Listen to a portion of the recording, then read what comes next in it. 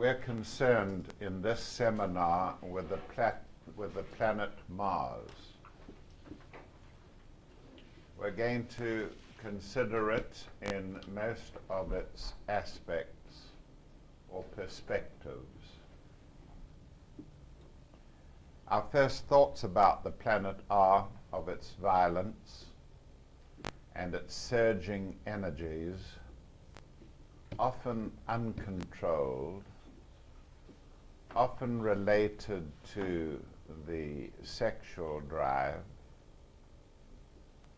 concerned with the wildness of creatures like animals and their habits as applied to man, and therefore we must consider at the outset the grossest features of the planet before considering later its more aesthetic qualities. It is very significant that this planet Mars remains both the esoteric as well as the exoteric ruler of Scorpio. It's one of the few planets that has not been changed either by Alice Bailey or by our own school. Mars rules Scorpio firmly. There is no question about it. However, times change, and even in the short span of the last decade, the old world has crumbled before our eyes, and significant Martian features are beginning to disappear from the planet. Mainly, of course, we point our fingers to the matter of war. And in the Middle Ages, war was the main feature of Mars because it typified unbridled, almost unpredictable energy gone mad. It was a period in which there was 100 years of war, almost non-stop in Europe, confined to just a few countries. And there was the 30 Years' War, as well as many others. And everything was smeared with the Martian quality of unbridled violence. Not only were mercenaries employed, which is the lowest form of soldiery one can imagine, where soldiers, quite unconcerned with idealism, are used through mercenary application, through being paid for any purpose. You could hire a regiment of mercenaries to do almost anything. They wouldn't be greatly concerned what they were being used for. Soldiery in its worst possible form.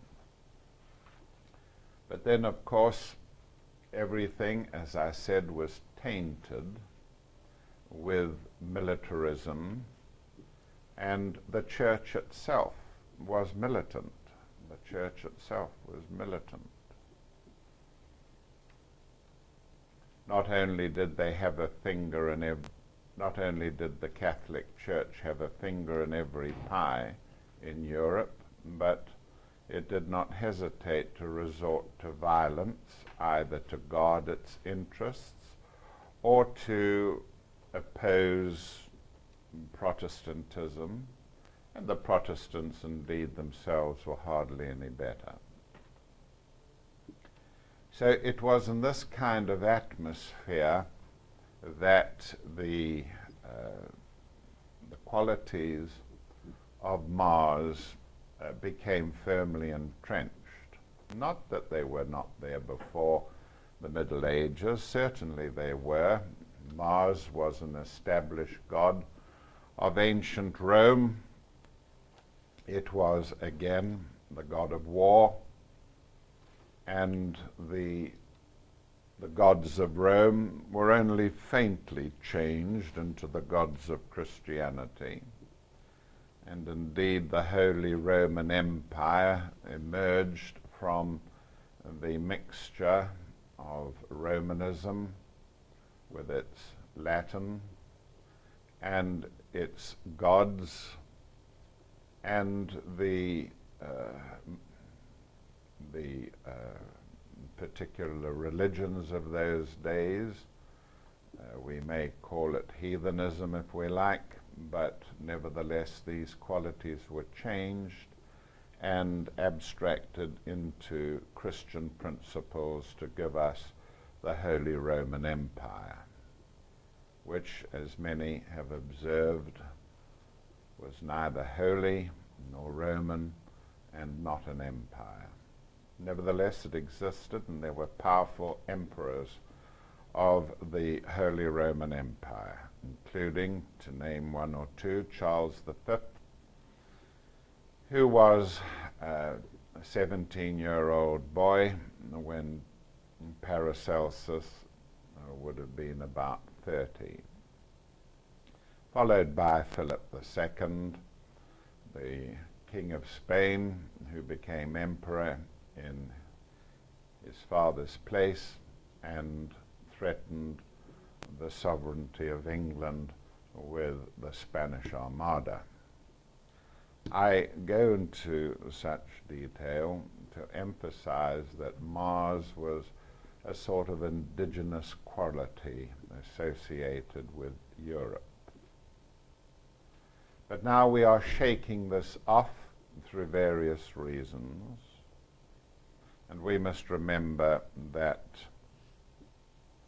Mars is associated with both Germany in astrology and with Russia in astrology, and both these mighty powers have received considerable setbacks in the last 100 years.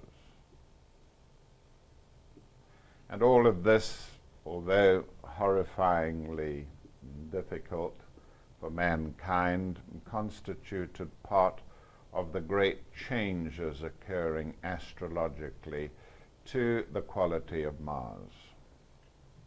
So that today we will hardly, in the horoscopes of young people, use references to the soldiering feature of Mars at all.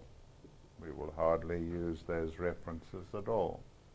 And something must take its place.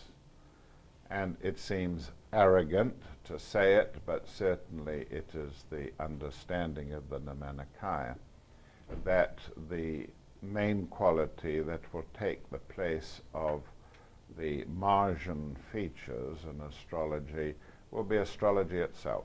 Astrology itself will emerge suddenly as a very strong feature competing, which is another Martian quality, competing with what we know today as psychology, popular psychology.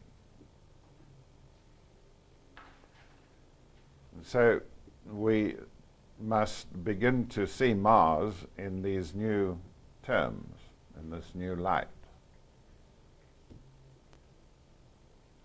The great energies of Mars. Already we have taken away, or had already taken away before the collapse of Eastern Europe, which posed the greatest threat under Martian leadership, the greatest threat to world peace. But already we had taken away the quality of generalship from Scorpio and Mars its ruler. Generalship had already been taken away and placed under the first house, with Mercury and Aries symbolizing not only generalship but leadership, and very frequently generals became leaders. Generals became leaders. By that we mean that when a war was successfully implemented, the general in occupation often became the leader in that area, the political leader. Eisenhower became President of the United States of America, as a good example. General Alexander became military governor. Patton and all the prominent generals became very much associated with political leadership and governing. And so the first house is really the home of generals anyway, with its fluidic, temperamental Mercury in charge. Documentation, generals, anything written down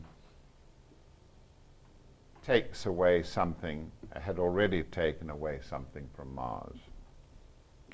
So Mars has created the change in the situation in Europe, has created something of an astrological vacuum in the sign of Mars, and we must not be too slow in being prepared to accept, even if it's on trial, some new features of Mars. We have to remember that the explosion of the world's population is going to pose many new problems. The explosion of the world's population is, of course, closely linked to the sexual factor. And the sexual factor is going to have to be curbed, inhibited, controlled, certainly forcefully within 100 years.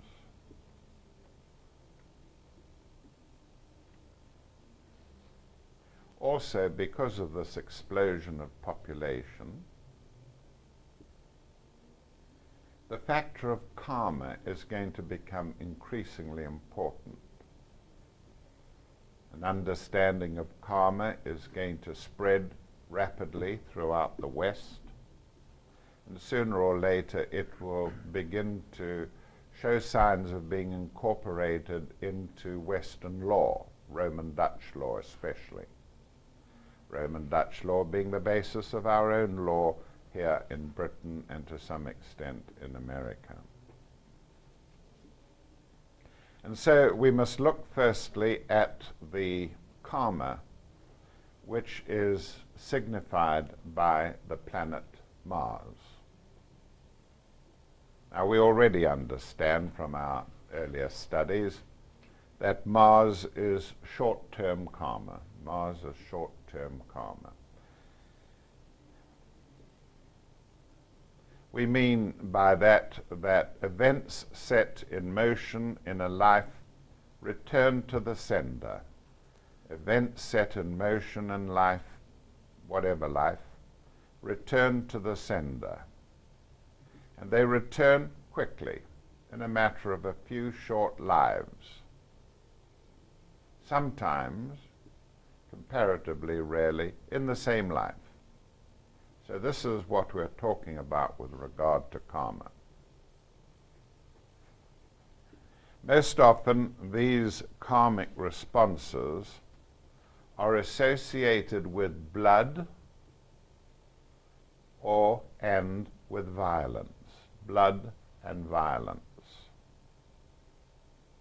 Of course we understand this because one of the ways in which Mars expresses itself with the 7th house or with Libra is through car accidents. Car accidents have been a natural development enabling short-term violent karma to be expressed. And so Mars and Libra, or Mars and the 7th, karma of short-term nature going back no more than 7 lives is expressed violently in car accidents. Mars and the 9th, accidents related to war. By that we mean world wars, especially wars that are occupying usually immense distances, and that is Mars and the 9th. And also hunting accidents, now quite rare, but they do occur. And also industrial accidents, accidents that occur in factories, are generally of karmic origin, with Mars in the 10th or Mars in Capricorn. Then the violence, the karma, violent karma of mugging, the violent karma of mugging, which is Mars in Pisces or Mars in the 12th house. So there we find a natural continuation of the violence of Mars expressing short-term violent karma. Of course, women are not so prone to accidents as men are. The accidents that they generally suffer are minor ones within the home, more lately with car accidents as well, of course, but they're not quite so prone as men. But they pay their karma back in other ways, again associated with blood. So when you think of Mars, you think of blood, violence, and therefore blood disorders. And they can range through a huge variety, but of course we have had lately some sudden blow-ups of conditions like hemophilia. And I associated somewhere else hemophilia with Rome and bloodletting in suicide, where the veins of the wrists are cut, there's a spread of the blood everywhere, and that kind of person might tend to come back expressing more violent karma and repayment in the matter of hemophilia. But with women in particular, there are the conditions of the uterus, such as dysmenorrhea, where there is pain with periods, and especially Mars in the 10th house, giving protracted pain and involving unusual cycles of the period, or very, very strong tension, stiffness, where Mars is in Taurus, karma of dysmenorrhea for women, and menorrhagia, where there can be excessive flows of blood from the endometrium of the uterus. It also, that would be Mars in Aquarius or Mars in the 11th house. You see, these are the kind of things you look for.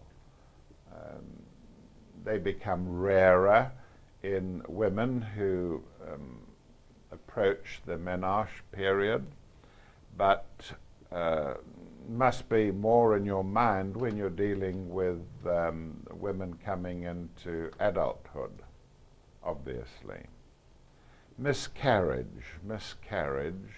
Mars in Libra, or Mars in the 7th, which is bound to be motor car accident in men and miscarriage in women.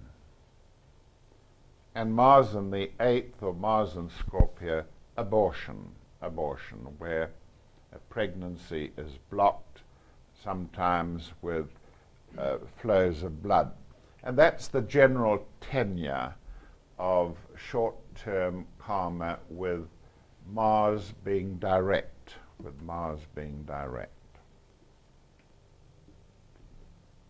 And so we must also be concerned with not only direct motion of Mars, but indirect motion of Mars, which is even more significant with esoteric aspects of astrology than with orthodox astrology. We're talking about the phenomenon in which a planet, from the viewpoint of the person on the Earth, appears to slow down.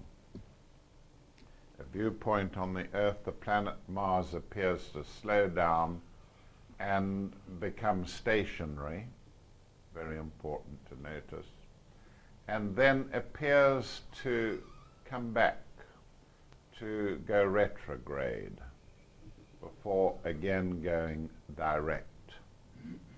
It is an optical illusion which we take into account in astrology and must bear it in mind.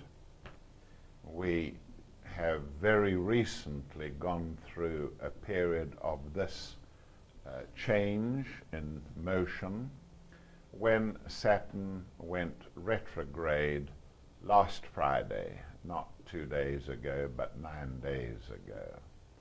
It was significant to me because we were all waiting for it. We had our eyes on the ephemeris, and everybody who has Saturn in his horoscope, and that is everybody, is always very interested, or should be, when Saturn goes retrograde, because it relieves the Saturnine features in your horoscope, in your life, and provides you suddenly with opportunities to break out and do things before Saturn becomes direct again and applies its heaviness to your life. And so we were watching carefully, and indeed on that day there was for us a series of unusual, not unusual, but coincidental factors. If you will remember, or go back to your studies, you will remember that we insisted that Saturn going retrograde would be associated with flooding, with soaking, with absorbing of water, with becoming, as it were, a water source, and so on. And indeed, on the way to the airport, going to Italy, we were held up for an hour by the M25 being flooded and cars reduced to a crawl, and it all added up to a very wearing process. So at that moment, the planet Saturn was stationary. It had come to the end of its direct motion, and for a few hours, maybe a day, a whole day, the planet was stationary.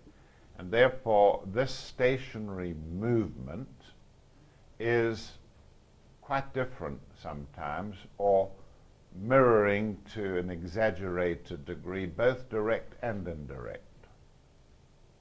Stationary. Has been direct, becomes stationary before going indirect. And with that period of a few hours, we had not only flooding on the M25, and the lights went out at Little Elephant, and thus there were cuts of an unusual quality, drought broken, rains coming in torrents. I lost my beret That means something on the top of my head, Saturn being that which is on the top, probably because I have Sun in Capricorn, and so affecting the loss of the beret. Somebody's put down here, DB goes away, and also the fact of the seaside, arriving in Italy, lodged in Naples on the seashore, in a hotel, spending the first few hours in Naples on the roof, or what other name you may apply to it, and drinking coffee on the roof, real black, every kind of Italian coffee imaginable on the roof that day on the edge of the Bay of Naples. All of these things suggesting unusual diversions. The next day, things were much easier. Everything went swimmingly, and the marked change in matters has been very observable and profound to those of us associated with our particular efforts. And so we are living at the moment in a period in which Saturn is now retrograde, and we should seize this opportunity. I hope that you are ready to give out the ephemerides, Lawrence. And while you are doing that, I'll go on with the karma of Mars retrograde, the karma of Mars retrograde. Now, we have to associate karma with Mars retrograde, again, of being short origin, but it is non-violent Martian karma, non-violent Martian karma. And it may be short-lived, so it could be short-lived, non-violent Martian karma. It may therefore last just a few minutes, or it could last up to 7 years in your life. Mars retrograde, providing a karma that is non-violent and going up to 7 years, lasting up to 7 years. The karma itself may appear to be pleasurable. It may appear to be pleasurable. We too often regard karma as being unpleasing. It may give pleasure in the way in which it works out, It may also be an englamoring process, You are superficially attracted to it. You are caught up into this process. You regard it with an unreal understanding. And it may draw you into the occult. So when you have Mars retrograde, it can draw you into the occult. Not coming out of the blue like Mars direct, but sucking you in, drawing you in to the occult. I'm going to recall for you an example of this, of a young man in South Africa years ago who came under the influence of Mars retrograde and had typical experiences which showed that Mars retrograde expressed the qualities that I gave you earlier. He spent about 7 years in really what he regarded at first as a leisure in the building of a boat, And he went out and worked for the money to obtain the materials to build the boat, and spent day and night on it, and everything progressed slowly but surely. But after a few years, he began to find the work tedious, and he was indeed doing something that had no relation to his soul's purpose. And so the task became onerous, but nevertheless the matter was completed. The boat was finished. He sold it without ever sailing in it. Sold it without ever sailing in it. So what had started out as a pleasurable hobby in the end turned out to be something onerous, unrelated to the soul's purpose, and interest in it was completely lost. And so sometimes something quite deeply ingrained may bring you into an activity that ends up being burdening as the period of 6-7 years ends. And these are characteristics of Mars being retrograde. He had started this voluntarily.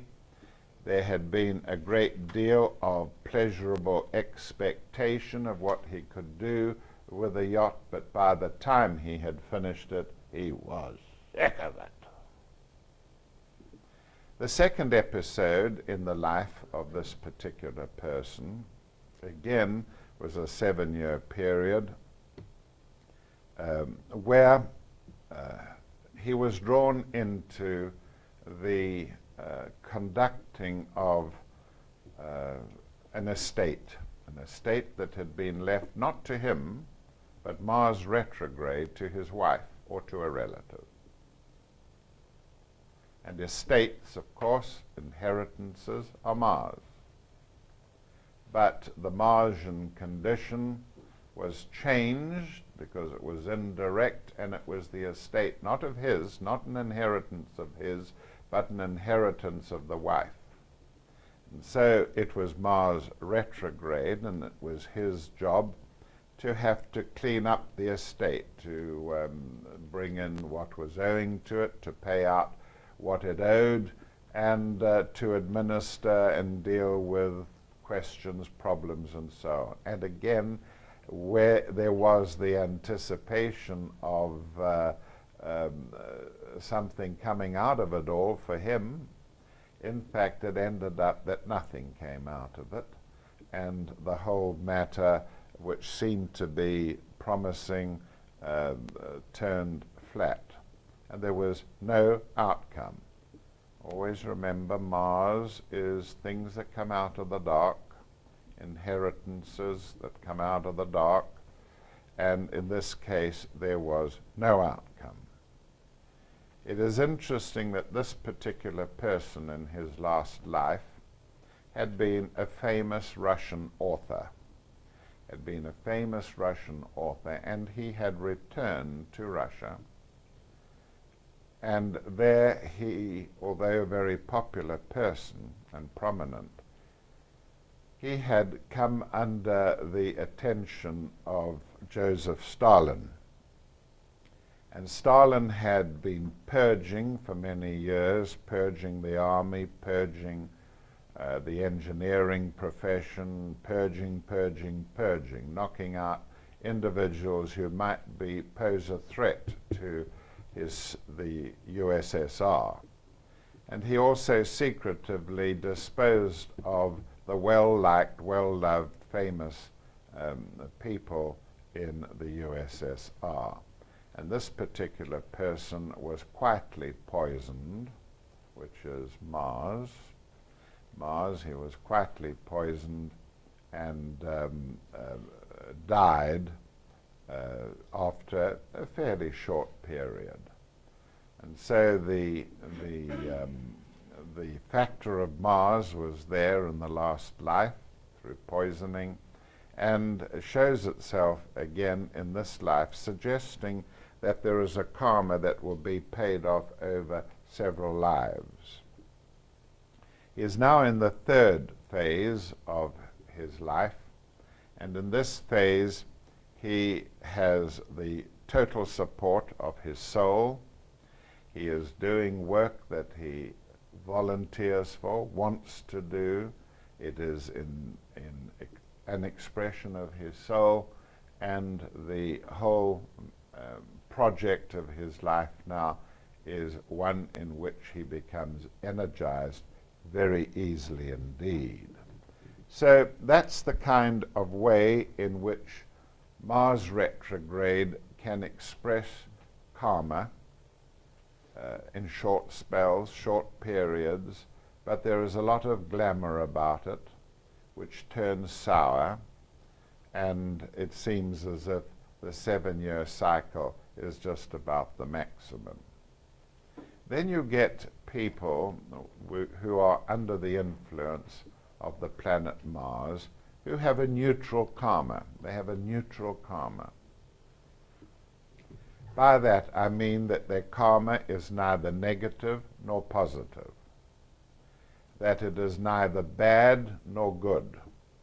They have reached a stage where the karma in their lives is balanced.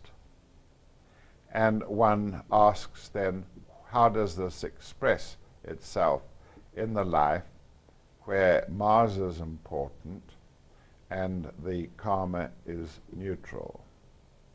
Well, in women, and it affects women for some reason more than men, and I'm drawing from an example of a woman. With women, it may signify especially short marriages or liaisons. The marriage, for various reasons, may be quite successful to begin with or happy, but it is short-lived, and there may be several of these. Or liaisons, which are very close, living together and so on. Secondly, there may again be uterine upsets, like dysmenorrhea and endometriosis, again of rather short and not particularly grievous or serious.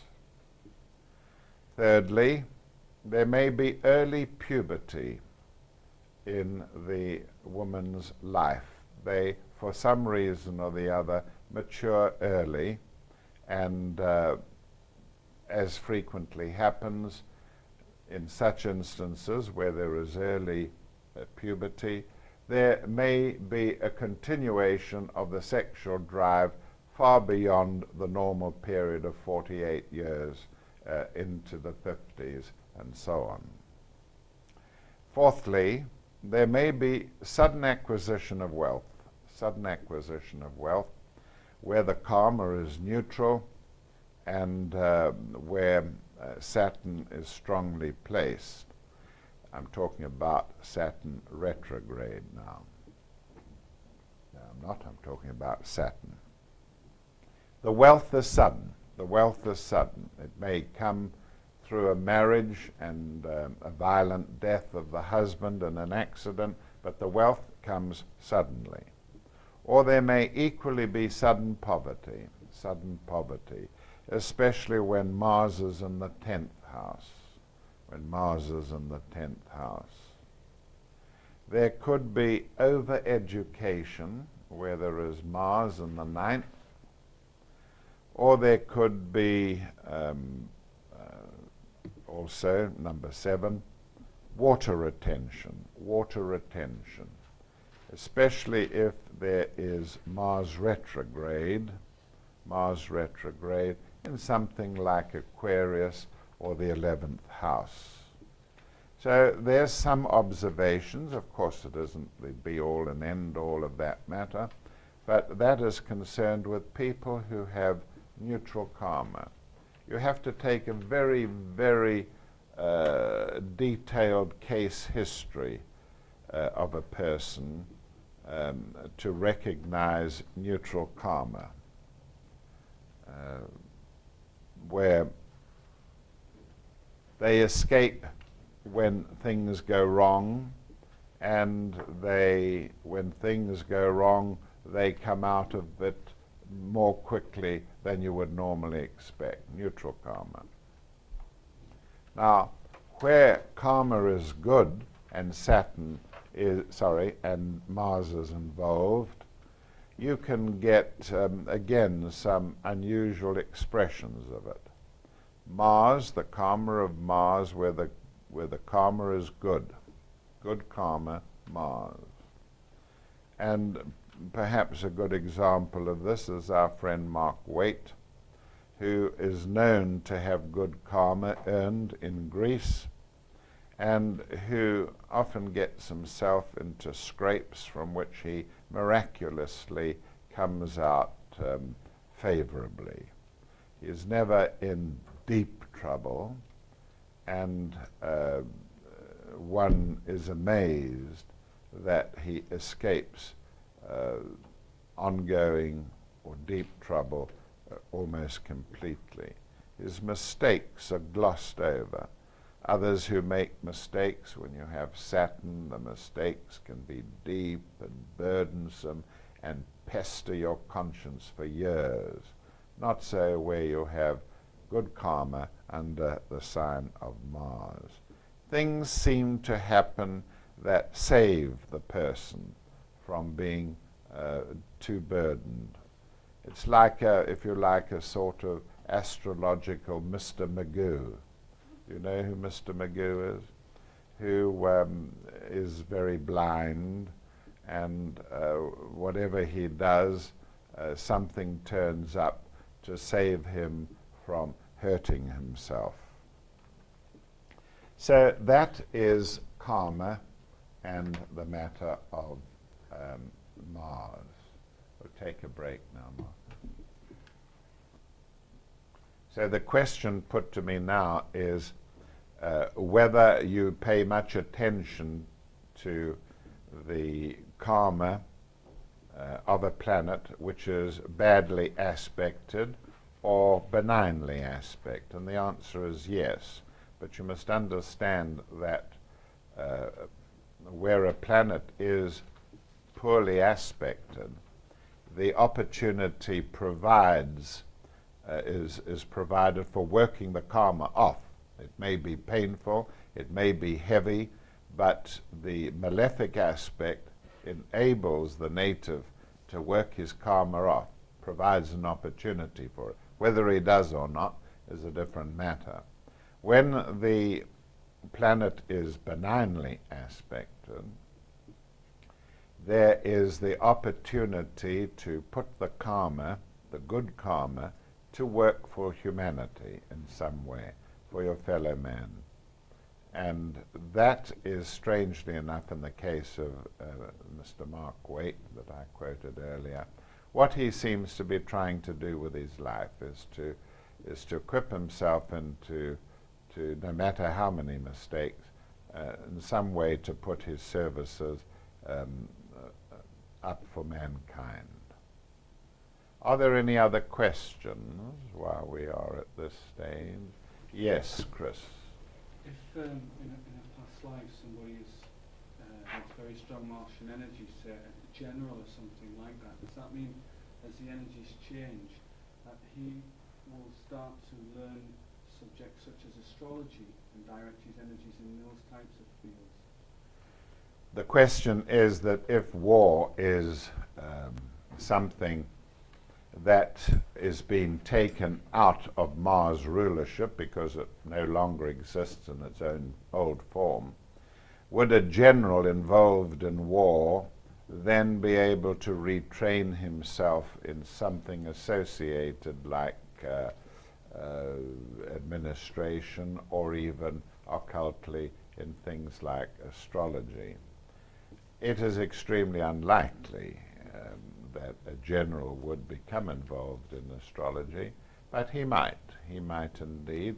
And if he did show an interest in the subject, he would, if his Martian karma was still strong, he would have an opportunity to take the subject in, maybe through his wife or through unusual circumstances. But when you're looking at a horoscope, don't always, it's like the rays. don't always go for the most unusual feature in the ray analysis or in the horoscope. In ray analysis, you don't always look for something that has a 5% chance of turning up in the analysis. You don't look at that first. You examine something which has a 50% or 60% chance of turning up before you get down to more refined rays. Questions? Well, we may as well continue then. We're now looking at the subject of Mars retrograde in general. Mars retrograde in general. May we look at our ephemerides, and who can tell me what page the particular changes? It should be page 11. The books are not numbered, so that doesn't help. Or do Yeah, up on the right. I see. 11. All right. Page 11, right at the bottom of the column on Saturn, you will see that from direct motion it goes into R, which is retrograde. And this happened, as you may see for yourselves, on the 31st of May. And on the 31st of May, Saturn goes retrograde, or is it the 29th? Sorry, 29th, quite right. The 29th, Saturn goes retrograde in Aquarius, and so the heavens can pour down, and they certainly did. And it remains retrograde until when?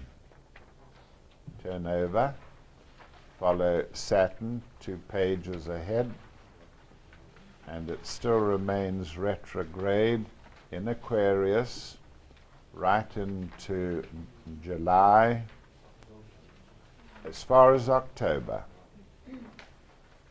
So it really, because the moon is passing through it every 28 days, there are opportunities to deal with your affairs which are related to Saturn. So yes, page 21, we see that on the 16th of October, the planet turns through the stationary motion, and you can see there that it is in 11 degrees 49 seconds of Aquarius for 2 days, isn't it? Almost 3 days. Can you see that? 4 days. Can you see that? Saturn is in the 11 degrees 49 minutes for 4 days. 5 days, all right? 5 days, even better. So you must take into account the stationary part of the planet. I personally wouldn't like to do too much in that period of being stationary. That 29th was also the day they pulled the plug on Canary Wharf. Oh, yes. You well, weren't there here you when are. that news broke, but that's when the banks foreclosed.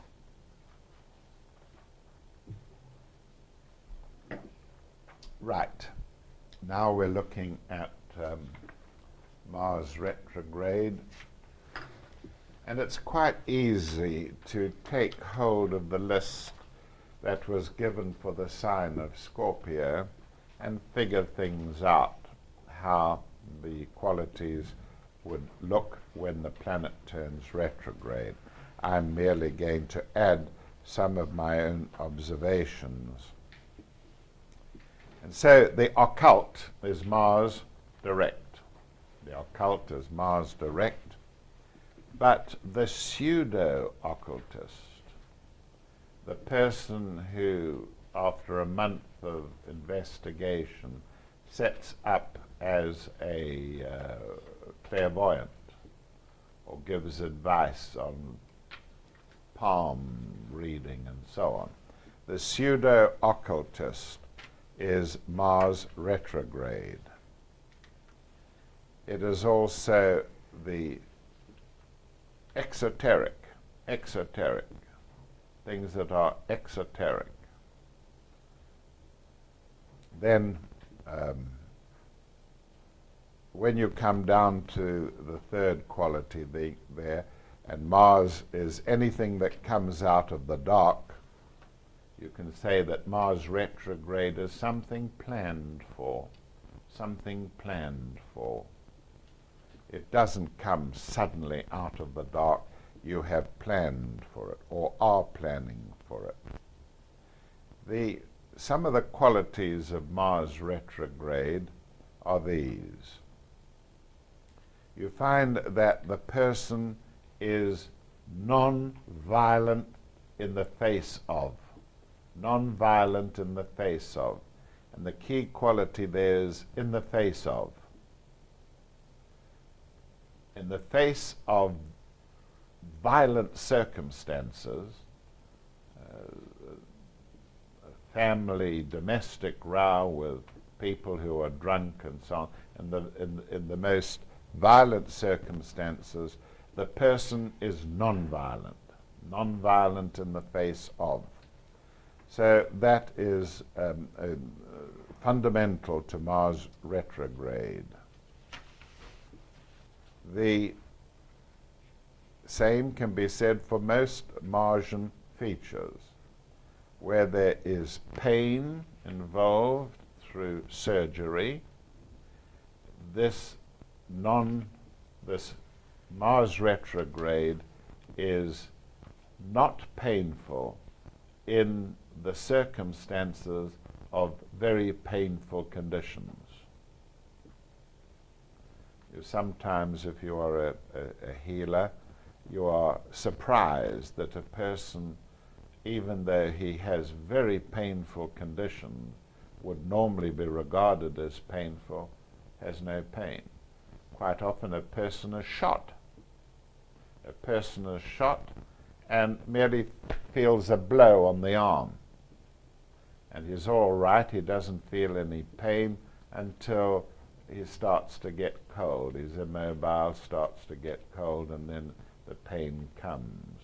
And so it's pain that isn't there. Should be there, but it isn't there.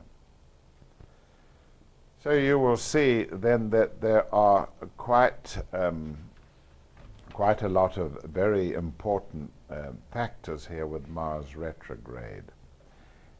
Mars on its own is outward going, externalizing, but Mars retrograde is inwardly felt. Inwardly felt. He felt inwardly that he was not going to succeed. The Princess Diana feels inwardly that she will not be queen. Couldn't get a better example than that. Then things that emerge or emanate from, with Mars retrograde, implode, not exploding outwardly, but imploding. You may find in the dictionary that there are other aspects that use this also. I can't help that. Things that belie, B-E-L-I-E. They're not true. They belie some factor. Now, excretion, particularly, it's not really the best word, but of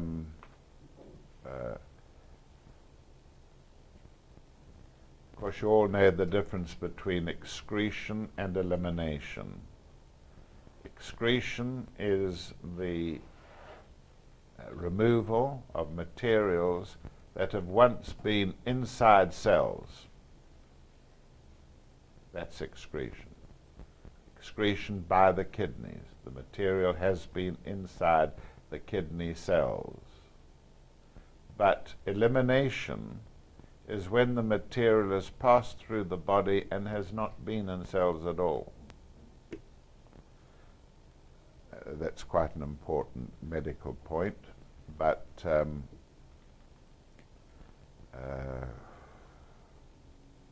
the whole matter of elimination is not just the elimination of the feces. Elimination psychologically. Psychological elimination becomes the factor of taking into account, not elimination, which is Mars, but taking into account, which is Mars retrograde. Whereas Mars treats with death and rebirth and regeneration, degeneration. Mars retrograde, degeneration. We talk about the phoenix bird rising from the ashes. Well, when it's Mars retrograde, the symbol, whatever it is, suggests submerging, going way, way deep down, which is typical of Scorpio waters.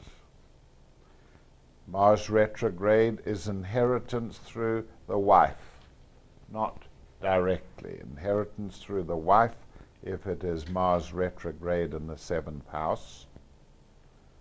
Not directly, indirectly, indirect inheritance.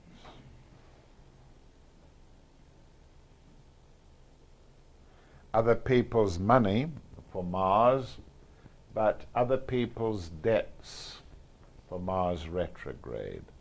You are involved in other people's debts. You either help them or refuse to help them or whatever, but they enter your life. Other people's debts. We've dealt with karma and the matter of being suddenly a surprise, which is Mars. Suddenly a surprise becomes eventually.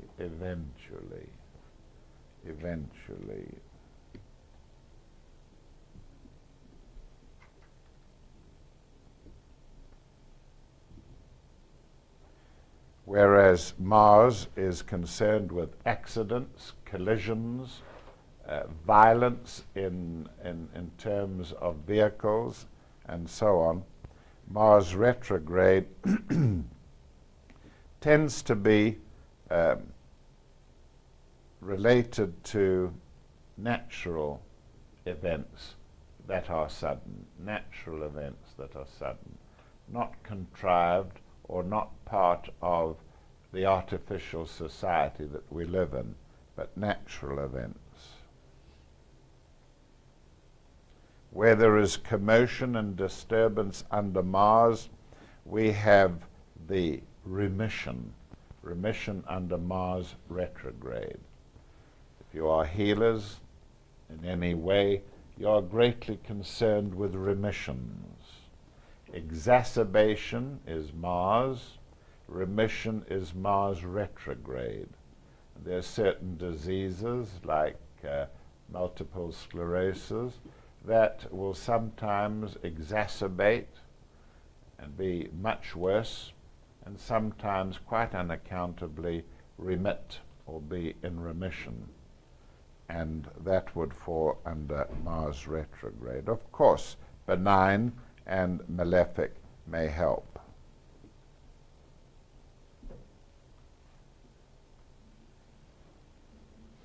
Please put your hands up when you want to and ask a question relevant to what I'm dealing with. Acute condition for Mars, acute conditions, Mars retrograde, acute without pain, needs a little bit of thinking about.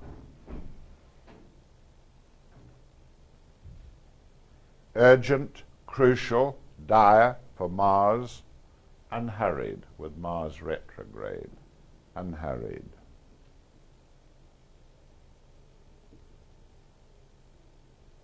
Emergency for Mars, non-critical, uneventful, Mars retrograde.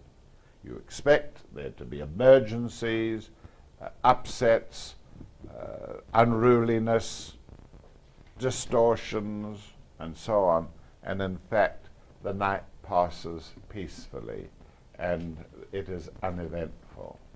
That is Mars retrograde. So if you wish to carry away something in your mind about Mars retrograde, remember, in the face of, very important indeed, Mars retrograde keeps his cool, which is a colloquialism. If you've got a foreigner learning the language, they do their nut over a thing like that. Keeps his cool. It's untranslatable. It's like fuck off, which is a very common word. There's not a man who doesn't know it and use it.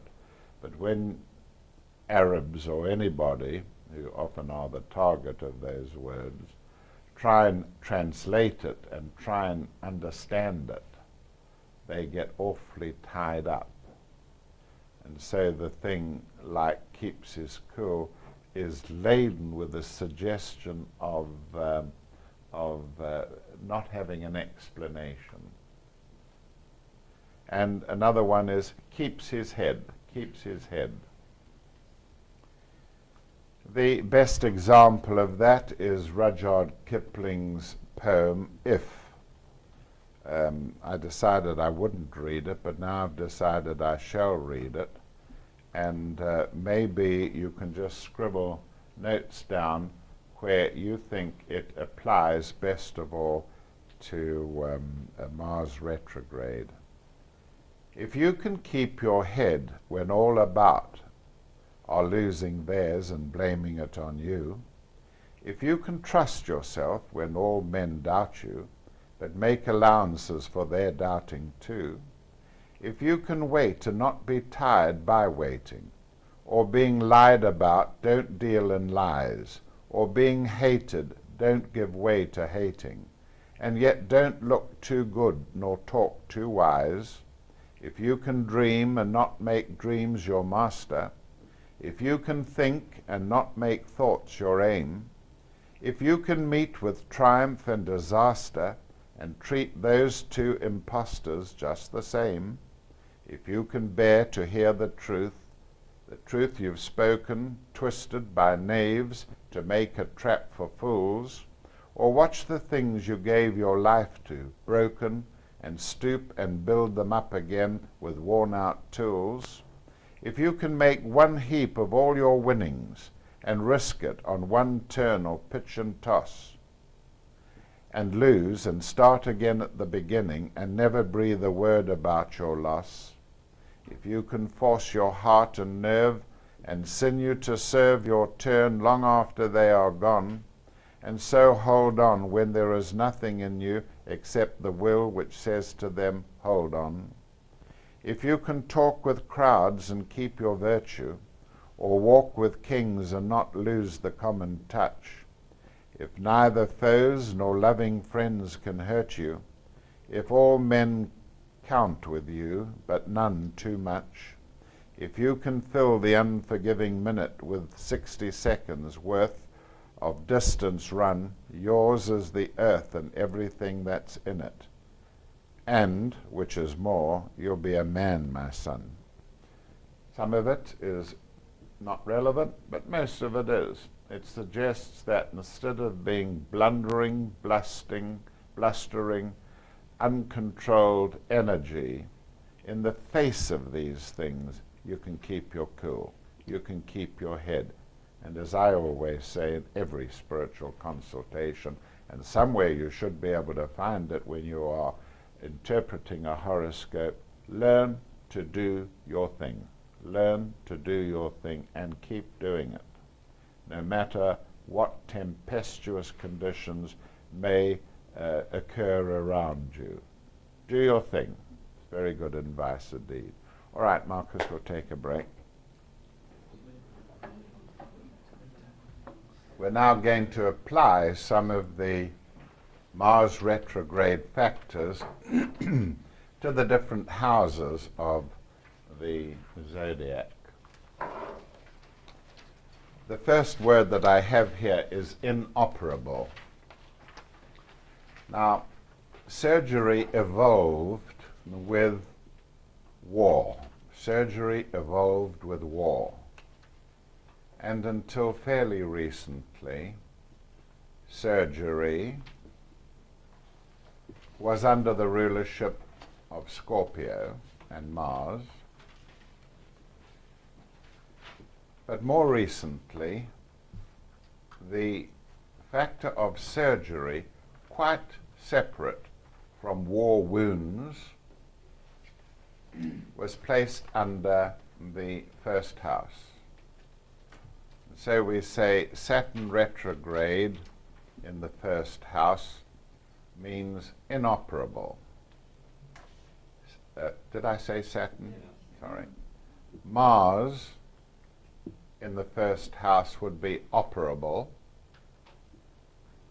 and the surgeon, especially the surgeon-in-chief, would be in charge. When we have Mars retrograde in the first house, we have inoperable. We also have political clout. Political clout. Clout being Mars retrograde, political being the first house, political clout.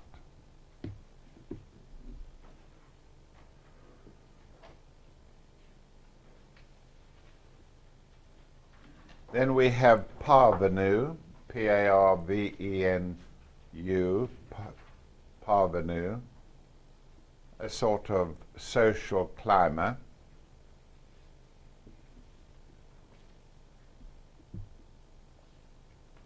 And then we have pursue, figuratively speaking, pursue.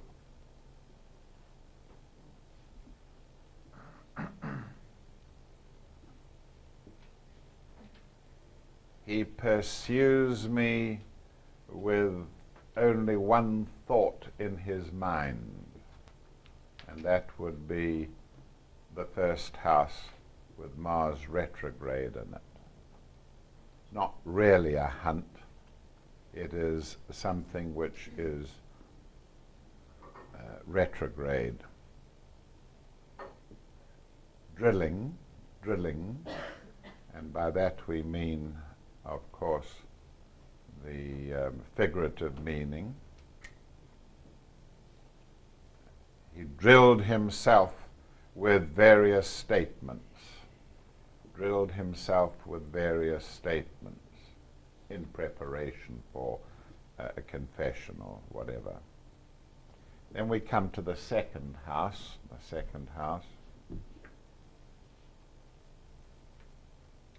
in which we have Taurus, of course, which tightens, grips, holds. And we have Mars retrograde in Taurus, suggesting constraint.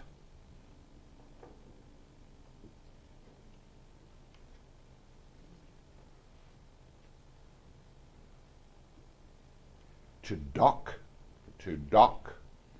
a ship, which conjures up the harbor side, the harbor wharf. Scorpio's morphology is that of a crane with a large arm sticking up and out, such as you would associate with the dockside. And docking is bringing in a ship, as you know, to the dock side and doing whatever's necessary of. Can also mean docking from the point of view of deducting, docking so much from the wages. Wages, money, Taurus, limiting payment. That's what it is, limiting payment. Mars retrograde in Taurus, docking. Ensnare figuratively. She ensnared a rich boyfriend, ensnaring in that sense. ironmonger,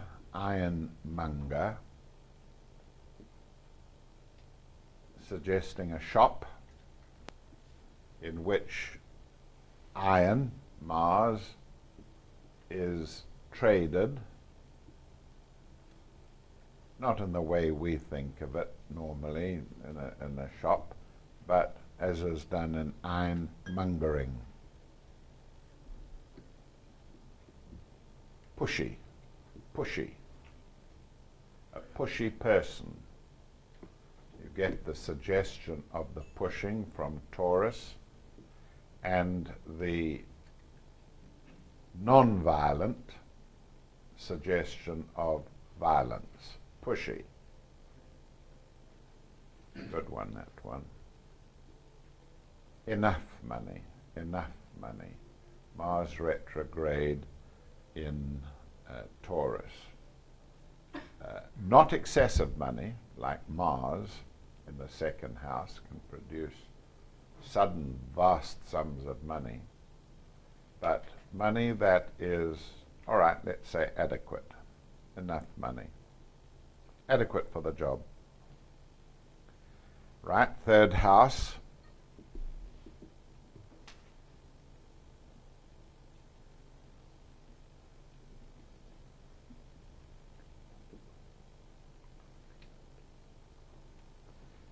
Yes, incontrovertible.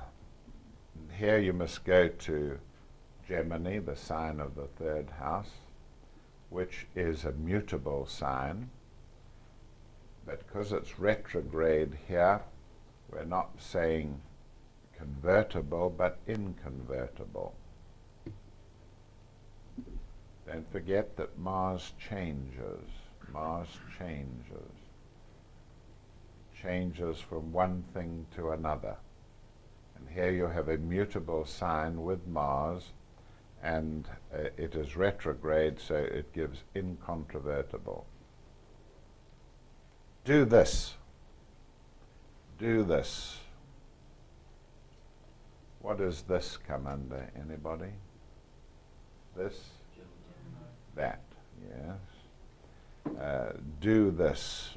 If it was Mars, it would be a straight command, like a military command. But here it is suggestive of an exercise. Do this, rather than a command to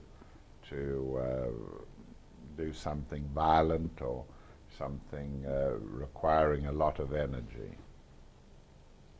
This is an exercise, E-X-E-R-C-I-S-E, not just a movement with power, but a planned movement, which is an exercise. Shortcut, it's a good one. Shortcut, short for Gemini. Cut, which isn't Mars retrograde. Not drawn into the argument.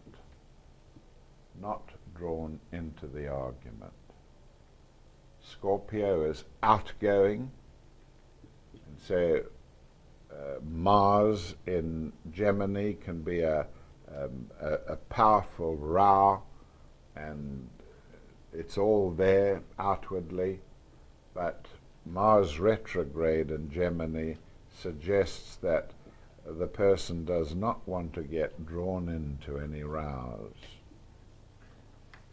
or drawn into any controversy where there is opposing opinions, as it were. Shortcut, not drawn into any. All right, fourth house. This is the anticlimax. Anti is Mars retrograde. It isn't an anti which is hostile. It's suggesting the opposite of a climax. Anticlimax. The thing sinks. sinks, anticlimax. Enfant terrible, the terrible child. You don't mean that he really is terrifying anybody. He's just a dreadful little boy or girl. Enfant terrible, very well known on the continent. Where you feel, but not through the senses, especially when you've got Cancer rising. They're the most susceptible to strange vibrations. They make good mediums. Cancer rising makes a good medium. And they feel things, not through the senses. And Mars retrograde in Cancer suggests that powerless,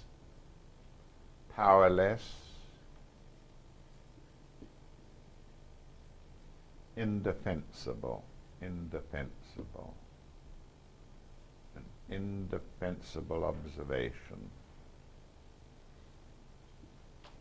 Then we come to the 5th house.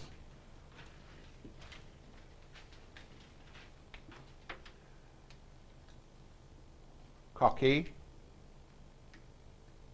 you like, cheeky, cocky in the sense that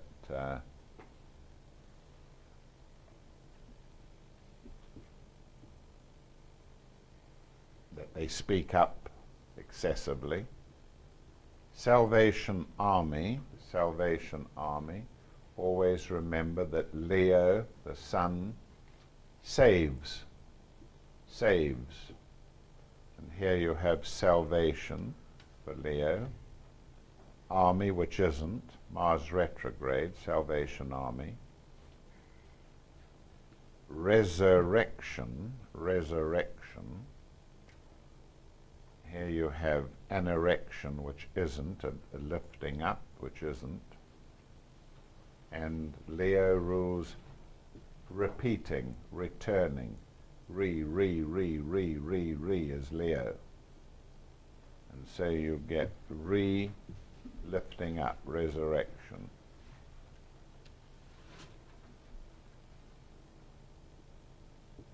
Cub Scout, suggesting the hat with Leo, and a scout, a soldier that isn't. Could also have scouting around. Scout around and see if you can find this or that. Scout around. It's not really a cub. Not really an animal. Lion, cub, what? Well, it's Mars retrograde because it's not really a cub, which is an animal, young animal. Cub Scout. Yeah. Cub. Sorry, I don't get you. Cub Scout. Well, the cub is a young animal, but it's not really. It's a Mars retrograde. Not really an Oh, you mean you would like to take it a little further and say Mars retrograde and Leo in the 4th?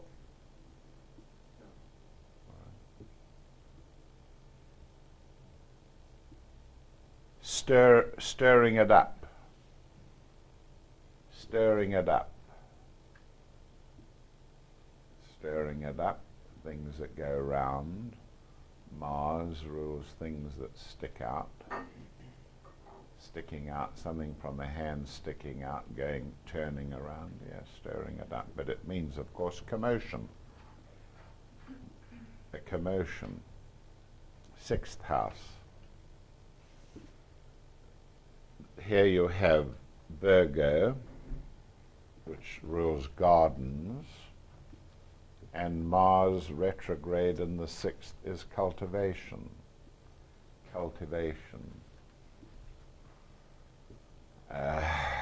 Yes, you till the ground and you water it and do things like that.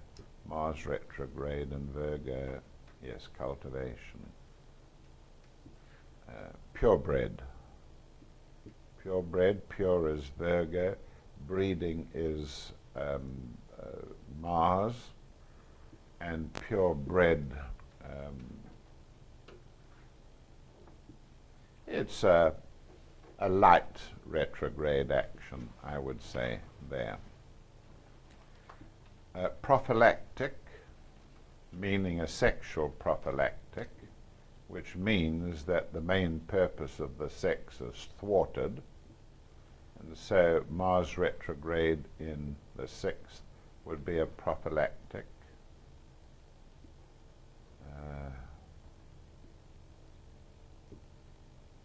Attack of illness. An attack of illness. An attack that isn't illness is the moon, an attack of illness. You think these things aren't particularly important, but when you begin to see them in the horoscope and cause of a delay, an illness attack. If you're talking about a bilious attack, it could be with Jupiter or the 11th house, a bilious attack, which brings in the liver, which makes the bile.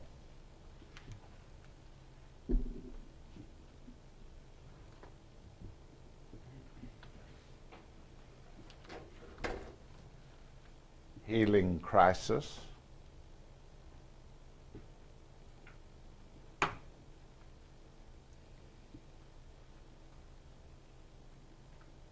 And more it seems to me that Virgo is concerned with the moon with silver. Silver. So let's see if we can think up something Mars retrograde with silver.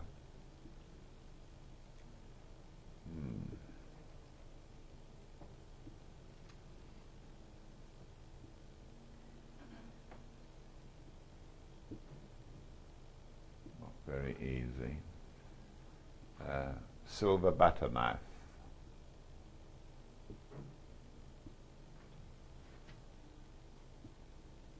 Why butter knife? Is it sharp? Is it a knife? A knife that isn't sharp. A butter knife. Butter knife is a lovely symbol. A butter knife is a symbol of consideration, of a person who wants to be effective without being violent. It's a symbol of not being dangerous. Very important symbol indeed. And therefore it is a symbol of harmlessness, symbol of harmlessness. Butter knife. It does actually do the job for which it's meant, doesn't it? I mean, it cuts the butter. But it's safe. If you are eating and you put your hand out for the the knife was sharp, you cut your fingers on it. You see? But this is a knife that isn't. In other words, it's there to put the butter on, but you can't argue. You couldn't call it a Hoover or something like that. It's a knife, but it lacks sharpness, which means that in earlier days it would be regarded as a very ineffectual, useless knife. But now it has got a rounded tip to it, and, well, of course, in the end, your symbols are the important ones, not mine. Your symbols, I can only suggest. And in the end, it is important that you understand your symbols and watch and observe them. A great process of yoga and self-development is the capacity to look at yourself, to watch yourself, and to see yourself. That's the most important thing of all. Spiritual unfoldment comes very rapidly if you can learn to watch yourself. Right, Mars retrograde in Libra.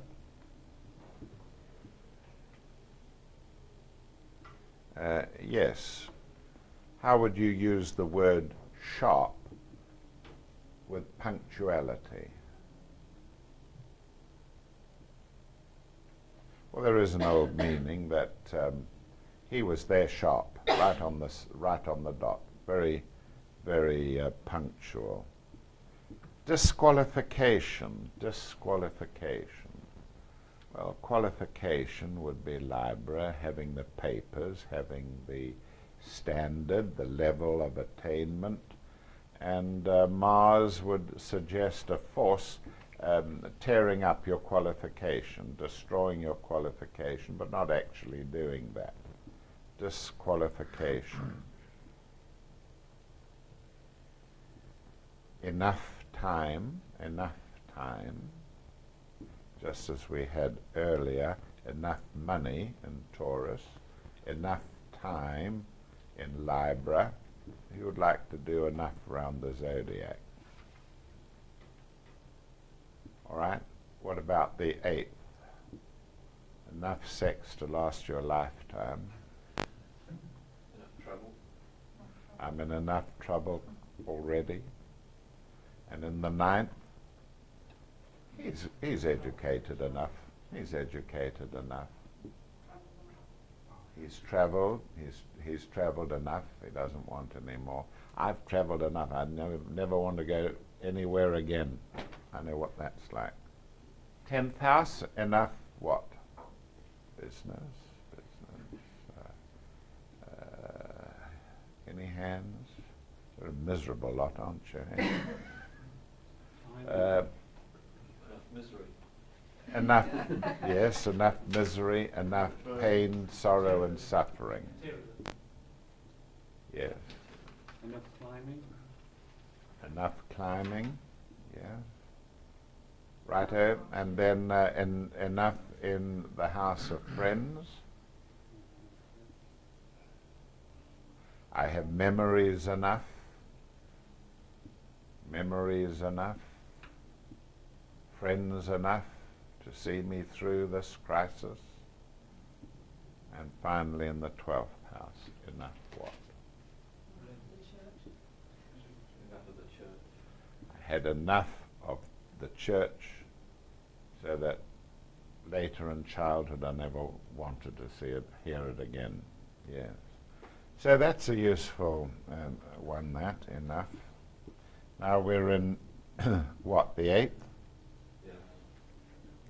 Yeah. Mars retrograde in the 8th. Bad blood. Bad blood. The suggestion here is that even with violence, even with the blood, it's not really good blood or adequate blood. Bad blood. What would bad blood between the brothers be? Yes, or Mars retrograde in Taurus in the 3rd. Bad blood between the brothers. And you've repeated the 3rd house there. Between is 3rd house. Brothers is 3rd house. All right. Bad blood between the brothers. Operable. Operable.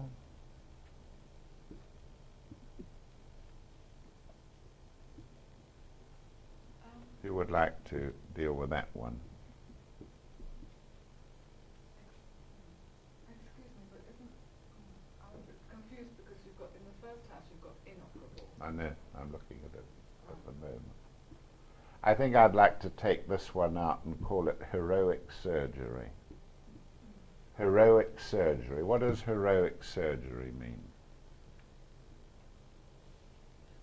You go in as a surgeon, you go in, you don't know what to expect, and you just cut yourself through until you in an attempt to save a life. Heroic surgery. Shall we take the spleen out? And the two surgeons look at each other and they nod their heads and out comes the spleen. Right, what's next? Yes, right, let's, we'll have the left kidney out. In endeavor to save the patient. Heroic surgery. All right. The operable there actually also refers to operating a machine. And it's retrograde because it's operable, but it's not actually being operated. So that's why I put it in as a All right, Lawrence, I'll accept your explanation. Can I Yes. just ask a question? Yes. We all are influenced when transiting Mars goes retrograde. Is that influence felt in the house that it rules? In other words, the house in your natal chart that Scorpio is on the cusp of? Or the house that Mars is found in your chart? I should think so. Yeah? Which? Somebody answer him. Mark. I think both. Oh. Both where it's transiting Oh. and also refers to In this case, we're doing here. Anyway. I would have to sit and look at it for a while. I'm sorry. This is your big moment, Lawrence. I think it's both where it is transiting and also where it rules naturally in your horoscope. I think it influences in both places. Right. Okay. Let's press on. Outrage. Outrage. Out is Scorpio. Outwards. Out of the dark. And rage is Scorpio. Mars. Outrage. Together, they may have nothing to do with violence at all. Nothing to do with violence at all. This is an outrage. I will not stand for this. That's what implies there. Did you put it down, Lauren? Outrage. Not outrage, Carver. He's not using his knife violently, is he? He's carving carefully so that someone can have a good meal. A carver. Yes. But you wouldn't use carver as a symbol of harmlessness, would you? Not like a butter knife. No, carver. That's all right. And cut off without a shilling, without a penny. Cut off. Not inheriting, but cut off. The father cut his son off, being outraged. Being outraged, the father cut the son off. Yes, that was quite good. Right, Mars retrograde in Sagittarius. Do that, not this. Do this is Gemini. Do that. Mars retrograde in Sagittarius. Seething. Suggestion here of what? Heated up. Sagittarius is a fire sign. Heated up. What else? Anybody? What's the dictionary meaning of seething? I don't know. I mean, I know what it looks like, but seething. Suppressed anger, isn't it? It's what? Suppressed anger, that would be a Mars retrograde. Yes. Suppressed anger. All right. Suppressed anger, seething. Yes, good. Suppressed anger. Burning desire. Burning desire. The desire is there, but you couldn't really say that it was a light. Burning, hot.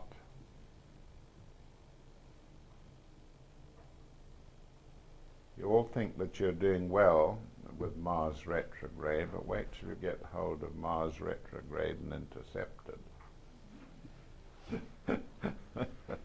Well, what's the universe and its laws. Suspended animation. Suspended animation. Suspended animation. Perhaps you'd care to explain that one, Laura.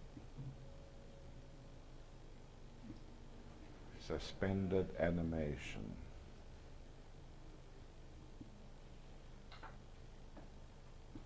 That's all I can contribute.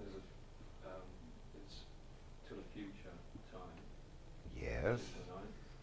Animation is Mars, yeah. The retrograde,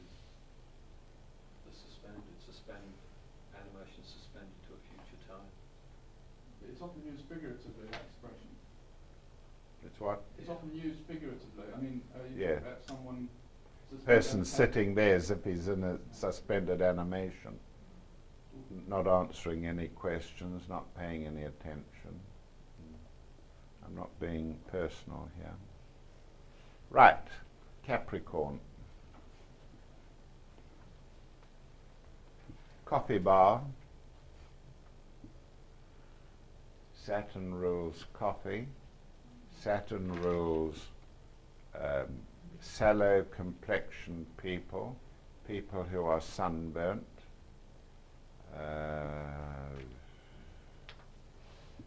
Yes. And bar is bars. Mars rules bars, blockages, anything that is like a bar. So coffee bar, all right? I would be happier to say Mars retrograde in Capricorn in the second, suggesting a shop coffee bar where the coffee is sold. But we're only illustrating here. A strike at work. A strike at work. Yes, strike that isn't. A strike that isn't. A blow that isn't. And suspension of work, held up. You can get various interpretations of a strike, but this is one of them. Unfeeling, unfeeling. Cold, indifferent Saturn. Mars rules feeling, feeling that isn't. Mars retrograde in Capricorn, unfeeling. Counterweight, counterweight. Mars rules things that are against, anti, counter to. Counter, Mars, weight, Capricorn, counterweight. Scaremonger, scaremonger. Go on, Lawrence. I'll do that one.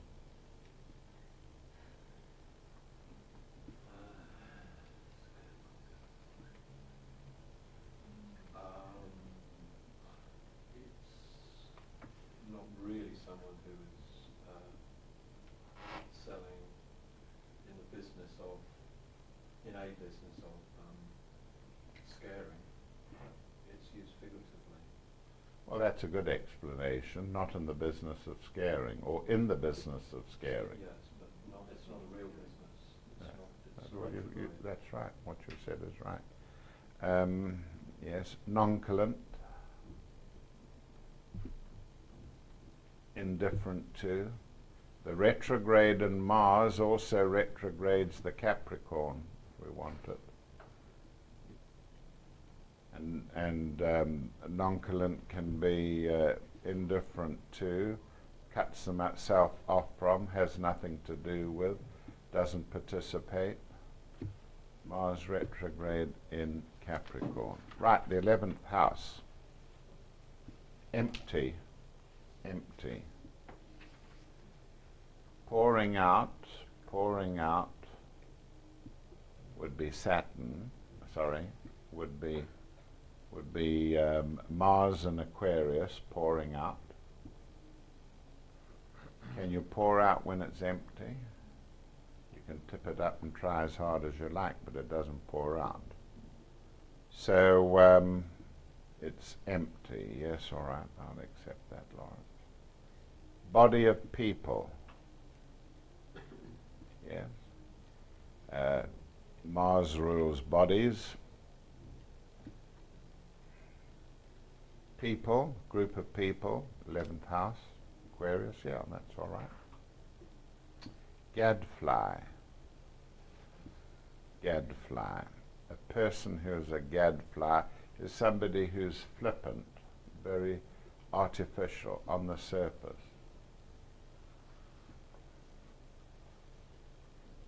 Yes, Aquarius indicates a fly that isn't. And flies can be very decorative, can't they, if you're fishing with them? Yes, I think that goes all right. But what's the Mars retrograde? Oh, it's an animal that isn't. Yeah, it's a fly. say that was a weak one. Serpent. Aquarius is the shape of the serpent. Mars is the animal. And here it is meant a serpent-like person. He's a real serpent. It means that he will bite you when you can't see him, or bite you in the back. All right? Now that's an opportunity for us to consider in the same breath. Serpent, animal. Can you write that down here? So Mars is serpent. Mars retrograde is a serpent who is a treacherous person. A serpent who isn't, in other words. Now intercepted, Mars with Aquarius intercepted is a very, very, very, very, very, very, very special serpent. And I've got down here, the serpentine, the serpentine, which in old days used to be a place of lovemaking.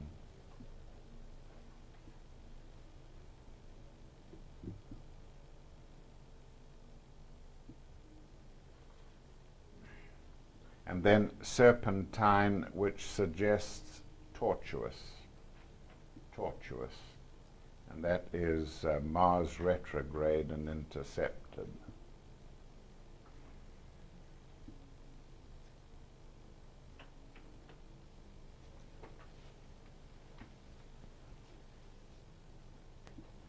Chaser, chaser. What John Massey would call a slug. A chaser, a drink, a drink. I think the implication is that you take a treble brandy or something and you knock it down and then follow it with a stout or something. Is that right? The other way around, isn't it? Is it? Is it the other way around? Yeah, I've never had one, but yeah, well. So a chaser. Chase means suggests chaser suggests the drink, and Mars is the aggressiveness of it. Yes, all right. Personnel. Let's try this one out. Personnel. Army personnel. Why just personnel? In Aquarius.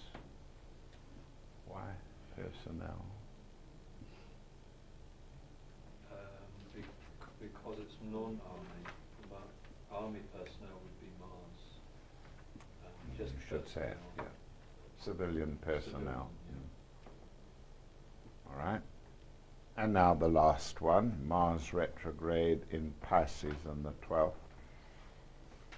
Here it suggests iconoclast, which is a puller down of idols.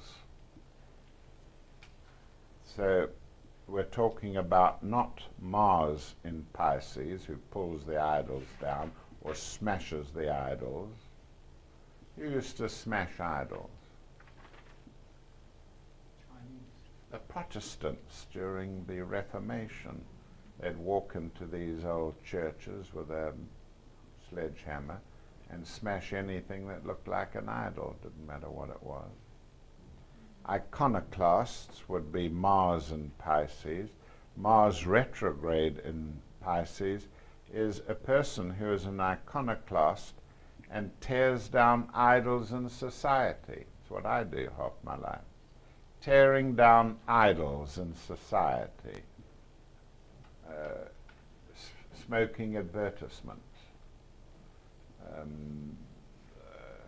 Attitudes. The attitude to royalty, the attitude to this or whatever. Iconoclast. Counter-Reformation. Counter-Reformation. Counter is Mars. Reformation is Pisces, which is the church.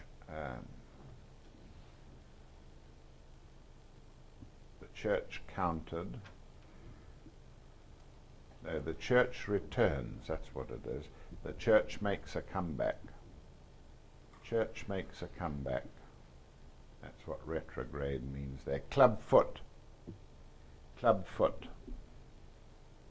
Mars rules clubs that you use to strike with. Mars rules clubs. Pisces rules foot. Club foot. Excommunicate. Well, there's the flavor of the Catholic Church there, excommunicate. And Mars retrograde suggests that it's been done by force, but not force. IRA. An army that isn't. And Pisces rules Ireland. An army that isn't in Ireland. And the expletive S-H-I-T, with a exclamation mark after it. Mars eliminates, and the 12th is the house of swear words. Pluto, Pisces, 12th, swear words. If it is not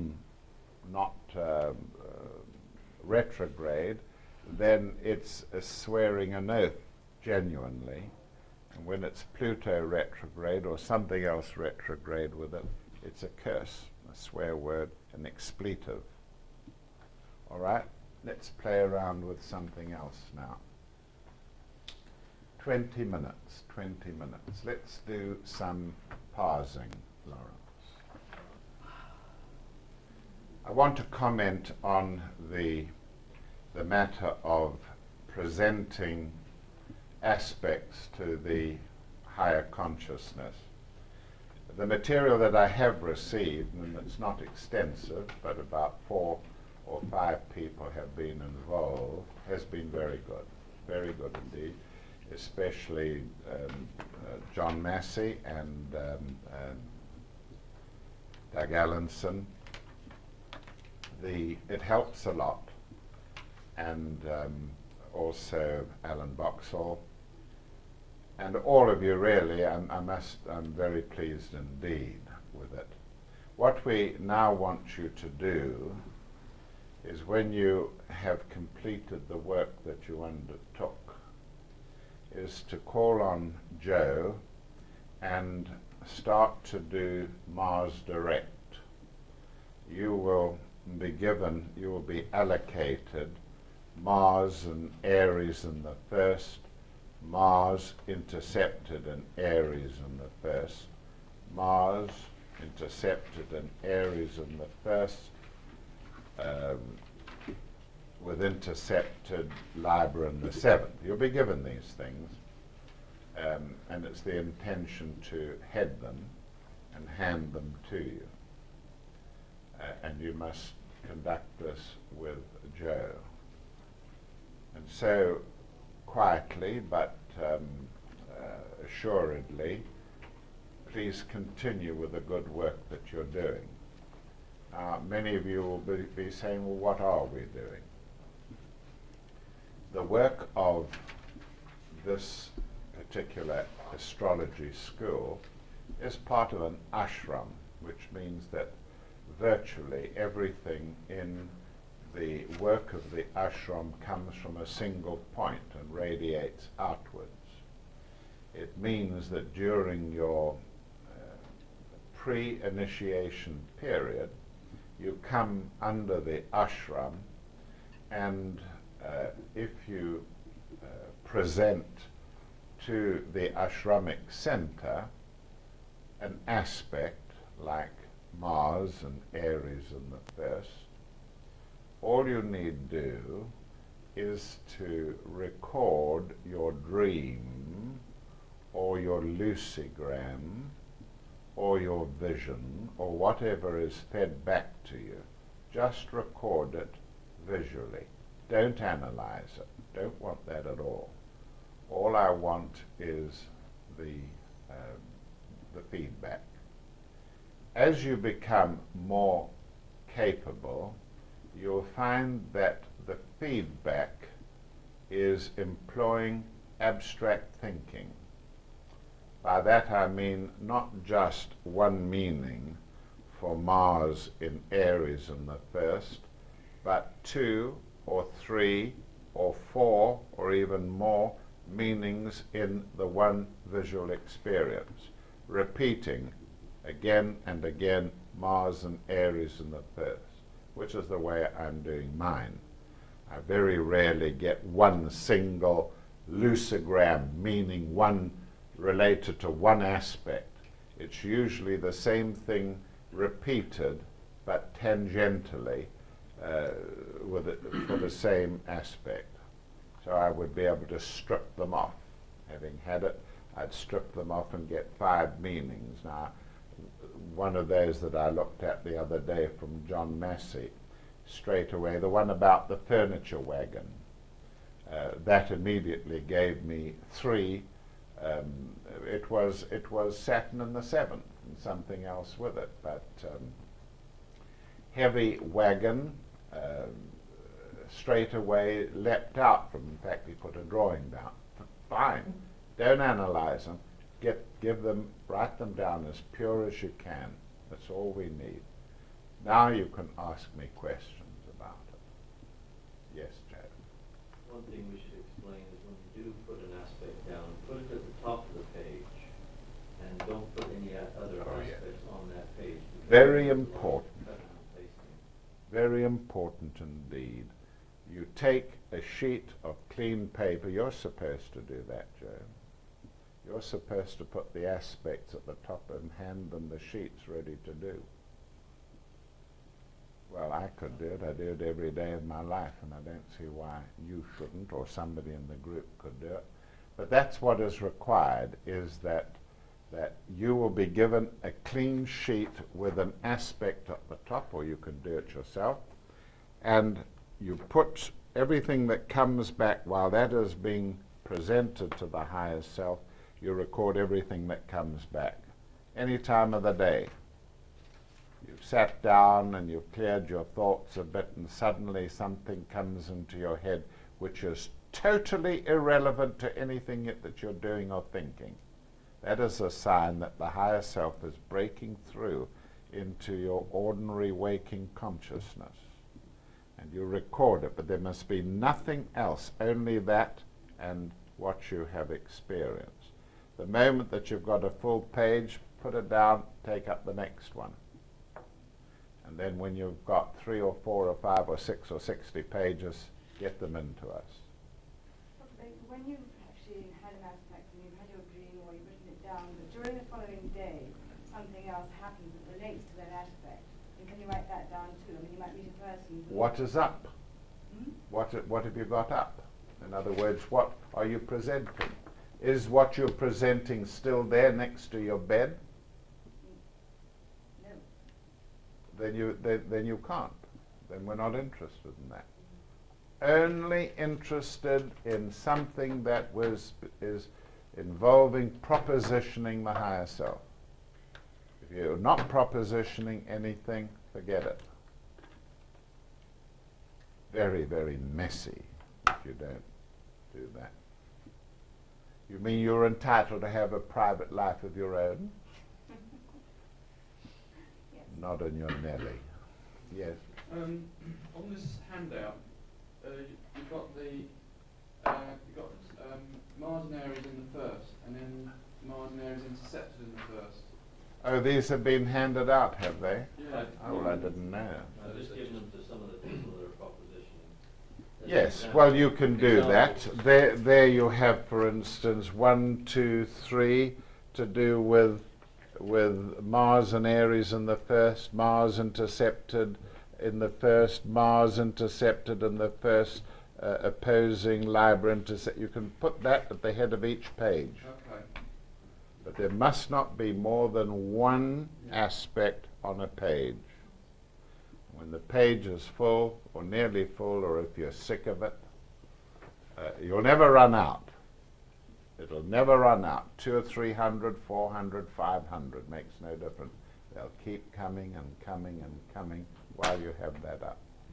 But it must be the one aspect for one sheet. None of you have asked me what is happening. What is it? What is it? What is it? Well, how does it happen? How does it happen? Have you any of you thought about what is going on? Yes, building the antakarana, one aspect. But how's the feedback conducted? All of you, any of you, within a specific radius, perhaps we don't know yet, but we think it's now more than 100 miles, that you will all be fed with answers. What? Establishing a morphogenic field that is going to be energized. It might be regarded as telepathic, but it's visual. Later on, you will start getting a voice telling you exactly the same thing, especially when it's one word, like unmannerly. How many are hearing voices already? Well, go on, don't be ashamed of it. You've heard voices all your life, John. Lately. Have you had them lately? No, once. Well, expect it. It'll come. It'll come when you're not likely to be frightened by it. And then you'll find that eventually as much voice work comes through as visual. Yes, it's coming from the master of the ashram. Dr. Baker, may I go back to Francis's point, Yes. just to clarify? If you've posited an aspect the night before or Yeah. whatever, and you've got a dream and you've written it down, Yeah. and you haven't cleared your head of that aspect and something else happens during the following day, you haven't yet written the next aspect down that you're going to posit, couldn't that still be related to Only if the book is open. if the book is open? That's the purpose of the spiritual diary. The spiritual diary, when you first start it, as I said before, is the altar of your spiritual effort. You have the spiritual diary placed, you have it next to your head, the bed that you're sleeping in, have it close to you. The higher self will soon recognize it. If you want to emphasize it, you can say Mars and Aries in the first. Mars and Aries in the first. It's open next to you, it's all you need. And until you change that aspect, it'll go on feeding you with various permutations of Mars and Aries in the first, and that's what I want. Does that book have to be related solely to your aspects, or can you have other things in it? 'Cause I have a You notebook mean, can which you I have a use- multiple business going on Well, I there? have other things in my book. No. So it should be just one. No, you can close the book. Yes, but I have other things written in the book. Well, You you know. can put it on a fresh page. Yeah. Well, I have a book, and I have all sorts of things in it. But when I do my aspects, I actually just use The presentation. aspect is at the head of a blank page. Yes. Once you put the first permutation down and the second, it'll run smoothly. If you start interfering and you decide that you want to know what your cousin's last life was or something like that, you're mucked up. Stop it. Stop the stop the propositioning. No, I didn't mean that. I mean, within that book, I have other notes on other things, on other subjects. Oh, that won't matter. That's what I meant. That won't matter. In other words, you forget any other proposition or anything to do with your spiritual Yes, diary if you want to participate in this group work, you do it. If there's other things, and you're perfectly entitled to do other things, there's no pressure anyway. If there are other things you want to do it. But there, to my knowledge, there is no finer way than to set down the terms in advance of what you are doing, so that everything that comes through is related to that aspect. You can then interpret it. It's all there for you. But if what is coming through and you don't know whether it's some advice on your diet or whether it's about where to bury your grandmother or some, you're in a mess. You're in the same mess as you've been all your life. No more questions? We're going to go into the matter of parsing again. And we have some rather complicated material here today, but you'll find that even though it is complicated, there are ways and means of obtaining the parsing quite easily and accurately. The first permutation that we're looking at suggests an area of dryness and of heat and of desert.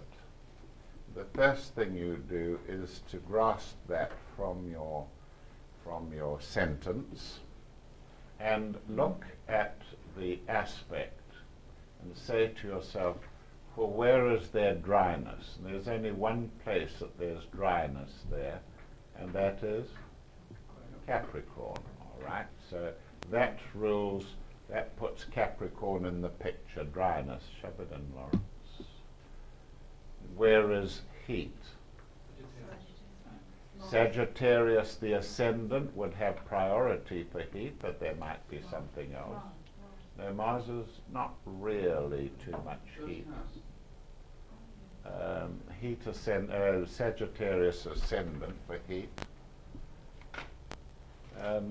Yes, so dryness and heat and desert would be the same, wouldn't it? Desert would be the same, dryness and heat. Yes. What might the interception over Capricorn suggest in that sentence? Expenses. Yes, expansive area. And so over expenses, put that, and what else goes with that, would go nicely with it? Aquarius. Aquarius, yes, Aquarius. And so there you have expanses of the desert, which is quite satisfactory as it stands. Is the desert level, usually? It's usually levelish. And you might, if you wanted to, put the seventh house in as a desert. Not yet, please. Right, wearing. There's only one, oh no, there's two things there for wearing. Cancer in the seventh. It's unequivocal. It's absolutely definite that. Cancer in the seventh. Wearing. Now we must consider the word KP, because it's important and many things hang on it. I've drawn a KP for you. Yeah. And it is the hat worn by the French Foreign Legion, and it contains a covering to shelter the neck from the sun. In actual fact, although we started World War II out in the desert with cloth like that over the back of the neck, time showed that people did not need that in the desert. I don't know whether the French Foreign Legion has changed it. Probably not, but there is a typical kepi with a cloth flap on the back. What glyph does it suggest to you there? Gemini.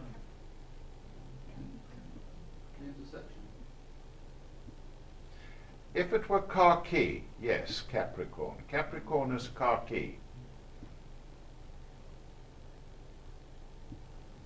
The intercepted sign, isn't it? Interception. So let's put interception in straight away.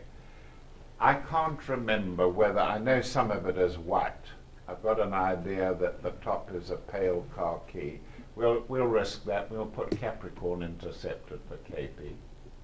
Why is Capricorn also a help? Yes, top of the head. good. Doug Ellenson, top of the head. KP, yes. And, right, what's against there? Mars retrograde against, yes. Mars retrograde against acute dryness. Same, repeat it. Acute dryness. Yes. And heat in the expanses of the desert. Now you've got to put one in, and you've done it. One is a superlative. A superlative. Expanses of the desert. Yes. Dryness, very dry. Dryness. Yes. All right. Who can criticize that?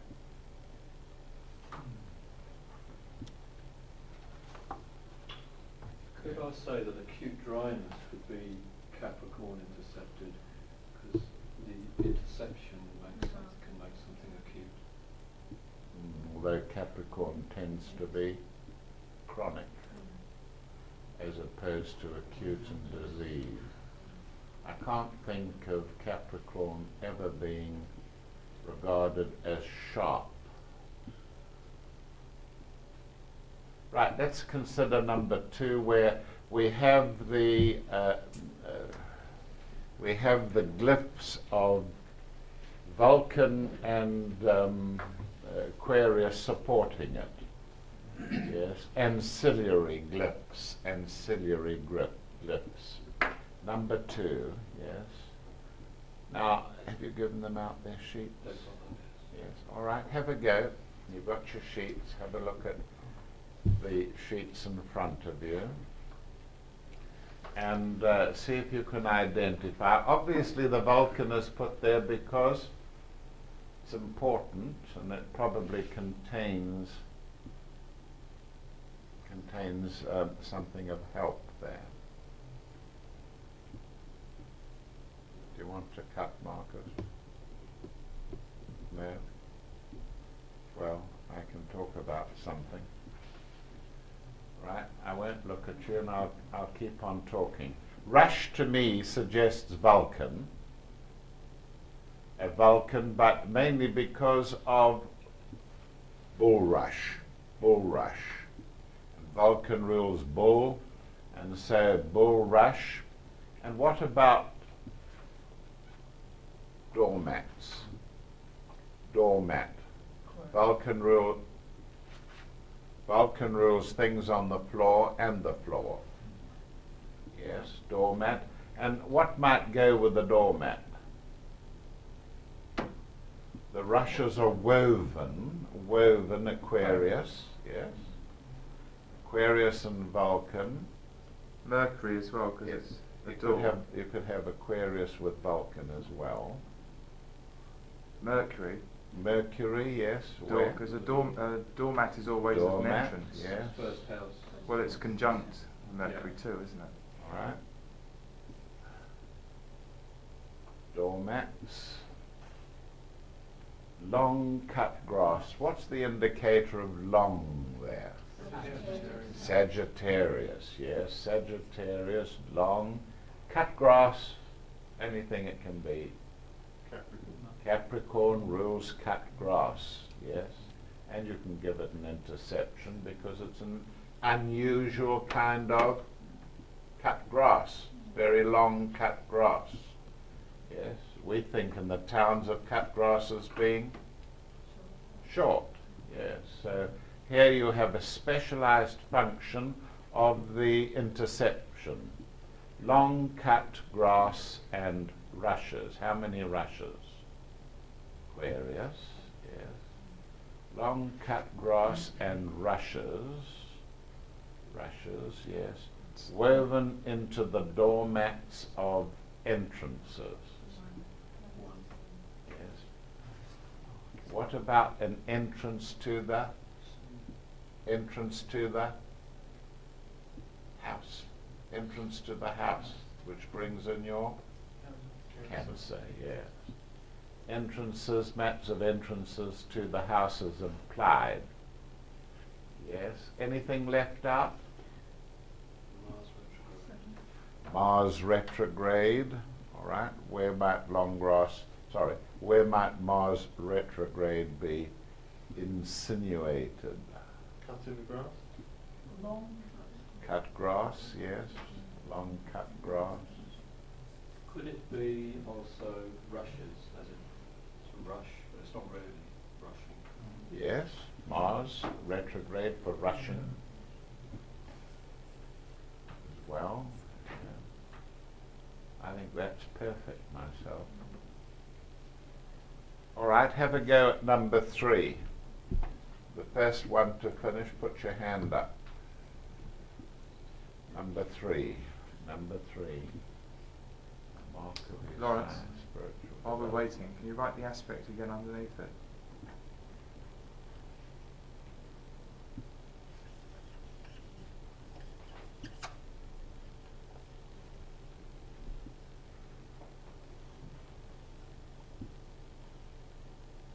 The hardest part of this aspect is spiritual development.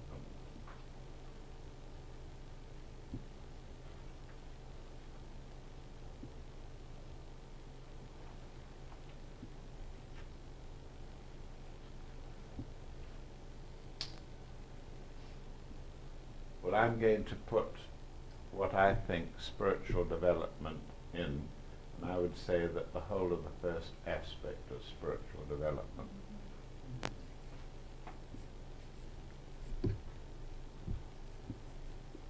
And that makes the rest easy for you.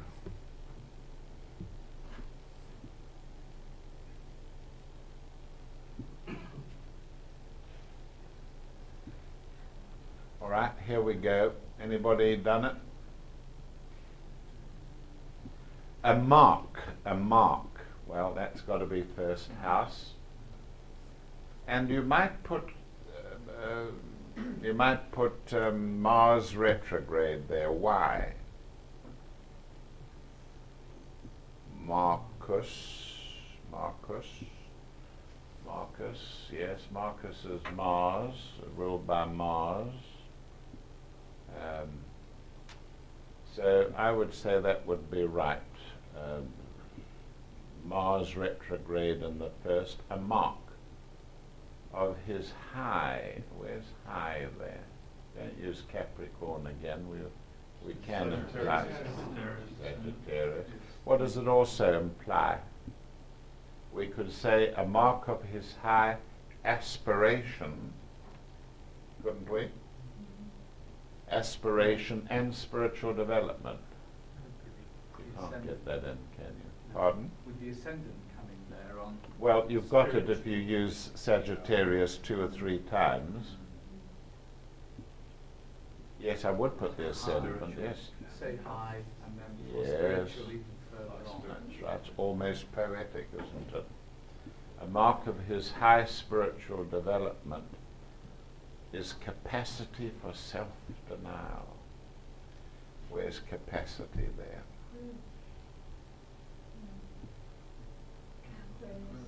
Pull up.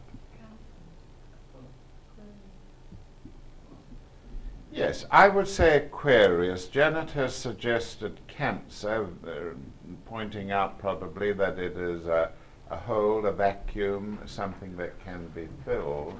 But Aquarius always implies full up, expanding to the full.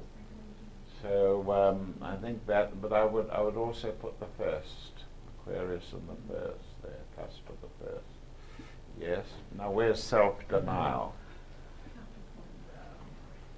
Self-denial. Couldn't it be Mars retrograde? Mars retrograde self-denial, yes, in the first. And Capricorn is a very disciplining thing. Makes you deny yourself in the sense that you have to live without water, you have to live without this in the desert and so on. Yes, all right, switch her over, Lawrence. Any questions about that? Who found them impossible?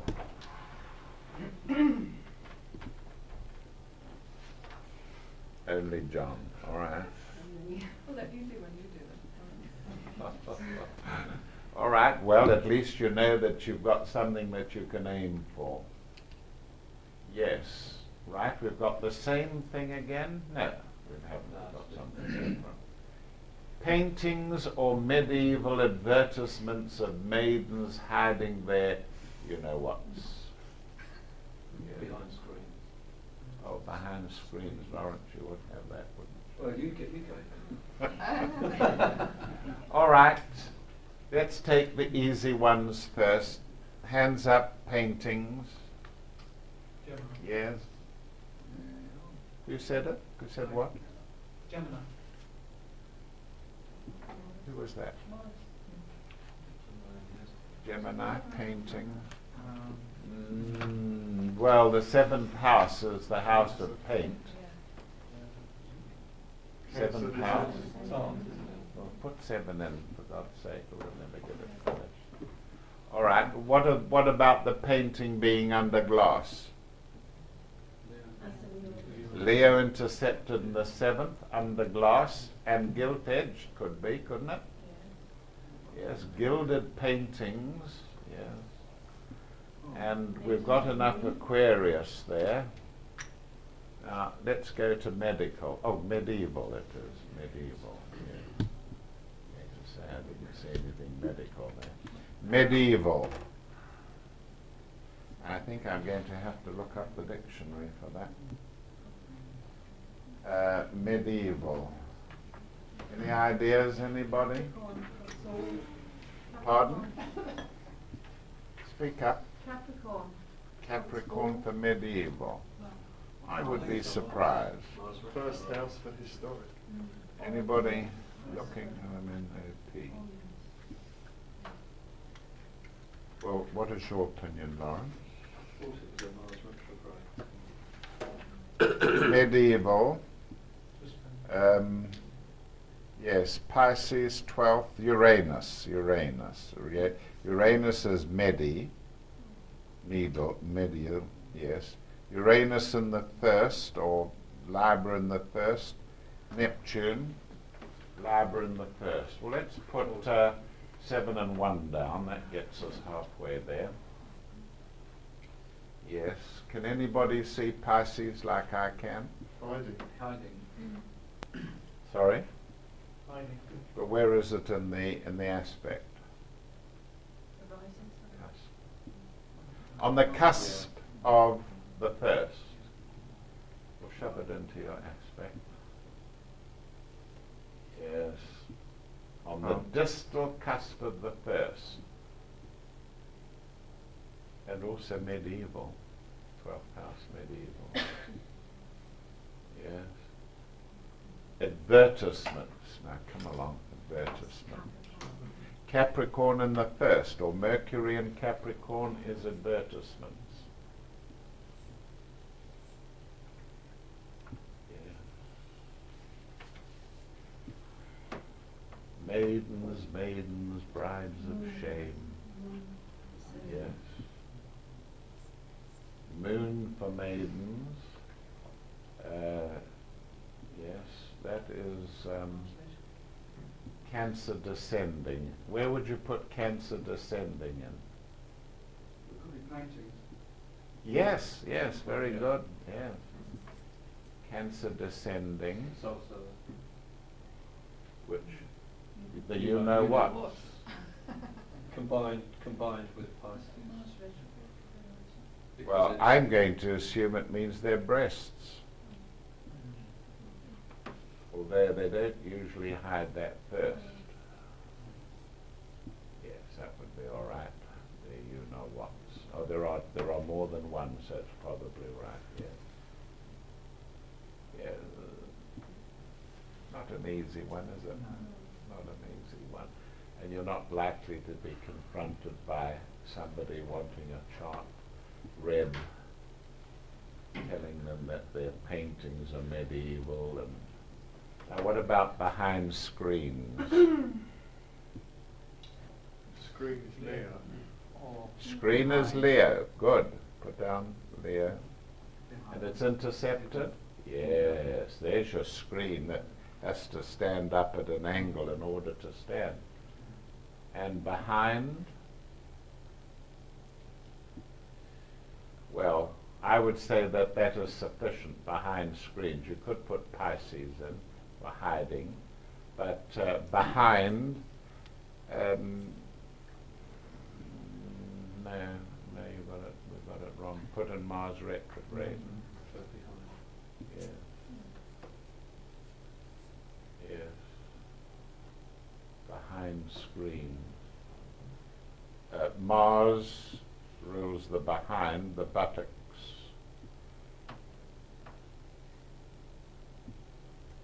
All right, next one. All right, all of you write down something over spinnaker. Who knows what a spinnaker is? It's a special kind of, it's a special kind of sail which is put up in the front of the boat to add the yacht in order to add a little bit of area of sail to get some more speed out of. I'm going to draw it. Speed. I'm going to draw it morphologically. Speed from behind.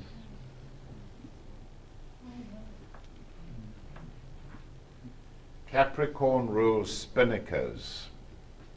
Capricorn rules spinnakers, and what else does it rule?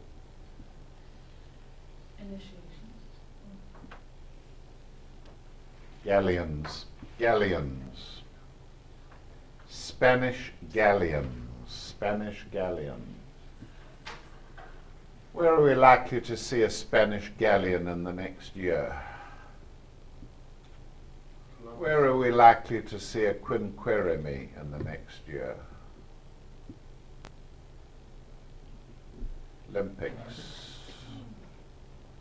All right.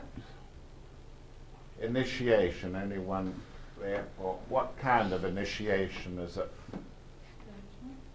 First initiation would be a good answer, or it could be a topmost initiation, couldn't it?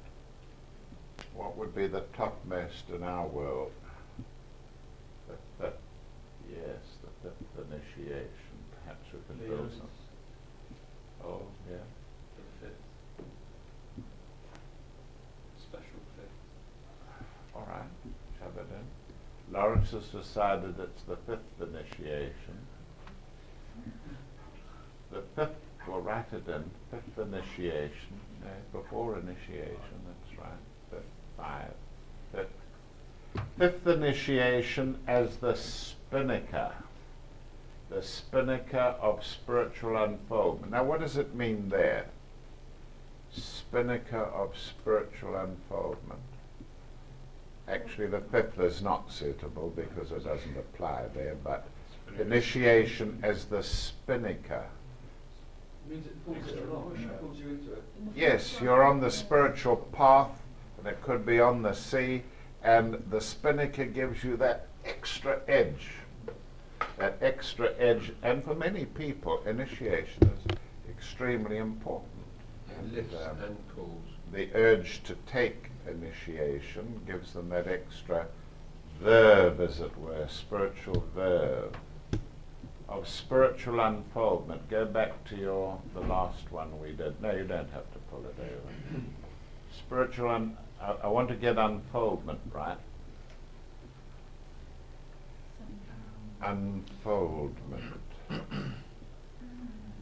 What folds? Folds into four. Saturn and Leo folds into four. Neptune in Leo folds into three. Venus in Leo folds into two and makes it a folio. Yes, so Leo is folding. Yes, Leo is folding. Now, yes, what are we going to do about the Mars retrograde. I thought of Mars retrograde, yes, as a possibility. It suggests something rather gentle, doesn't it? gentle rather than rough and crude and misdirected. So let's put Mars retrograde, but there's one more we could look at. Mars retrograde, oh, you've got it. Yes, Cancer descendant might suggest it, which is or negative, not folded but unfolded. And spiritual, Capricorn in the first, and what have got the first house there. Aren't they difficult? Difficult ones, these. If you could get one of these nearly right, you would be doing very well. Yeah. Could the Aquarius instead of be part of the wind in Spinnaker. the sails of the spinnaker? Yes, yes, I would accept that. The waves, Cancer for the gale, for a wind. It's all there, it's all there. But it's a lovely image. It's a lovely image. You see them off Australia, don't you? These yachts with huge spinnakers out. And that's why it looks so picturesque, because the spinnaker adds a huge amount of sail. And the sail produces pull, momentum. And lift. You couldn't, in fact, a better word for unfoldment might be momentum, even if it doesn't pause there. But spiritual momentum, and it's very important in spiritual unfoldment. I certainly can feel it all the time when suddenly things go very, very hot spiritually, and almost anything can be done at that moment of spiritual momentum. Sometimes you can feel it on a boat, can't you? The boat will go like that, and suddenly going down a wave and a pull of the wind, and you shoot along and then slow down again. The sun does that. The sun travels at different speeds, as you know. And the planets, of course. Right, number 3. Yes.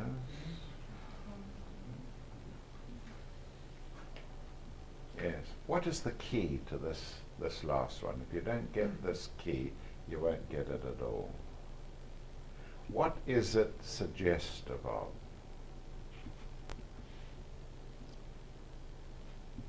Delaying time. How old is she? She's more than 40, isn't she? 45 probably. Yes. And what about the key factor of it all? What is she living on? Past. Memories. Memories, yes. Where's memories? Aquarius. Yes, Aquarius intercepted. Very special kinds of memory. Very, very special kind of memory. A reliving, all right. Well, it covers with Intercepted Leo too, isn't it? with Leo, yeah. To relive. Yeah. Lives. That's the opposite. Yeah. Reliving her lives with old lovers and partners. Well, you've only got one really, really old one there. You mean menopause there, not menarche, don't you? Yes, I do, I'm sorry. Menopause. Yes, menopause. And where's the oldness there? Cancer. Sin. Cancer, yes. Cancer descendant. What does a descendant Cancer mean? You know what a Cancer rising means? Very much vacuumous, or very much whatever is Cancer. But when it is descending, it's faintly pejorative. It means it inclines towards the malefic, if it is most accurately depicted. And instead of lovers of the present, she's involved with old lovers, yes. How's about Mars retrograde for old lovers? And menopause. And the men of, well, yes, of course. And delays, good. Capricorn ascendant for delays.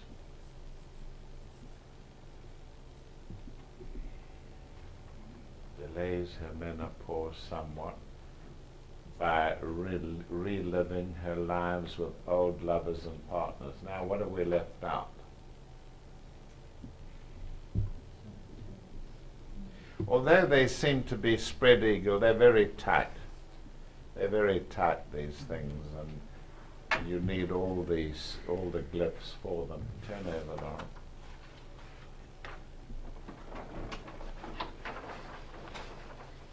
Yes.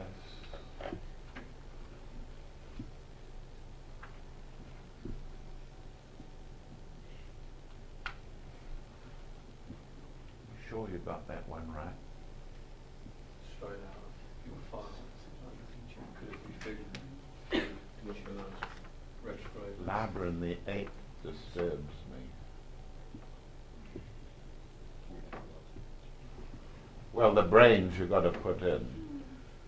The brains is Aries intercepted. Sucking is Taurus. For second, yes. Sucking his brains out. Out you can put Mars retrograde because nothing is being actually physically drawn out. It's just a simulation. I'm sure that Libra in the 8th is not applicable. Not in this one. All right, who would like to reword that so that Libra in the 8th is...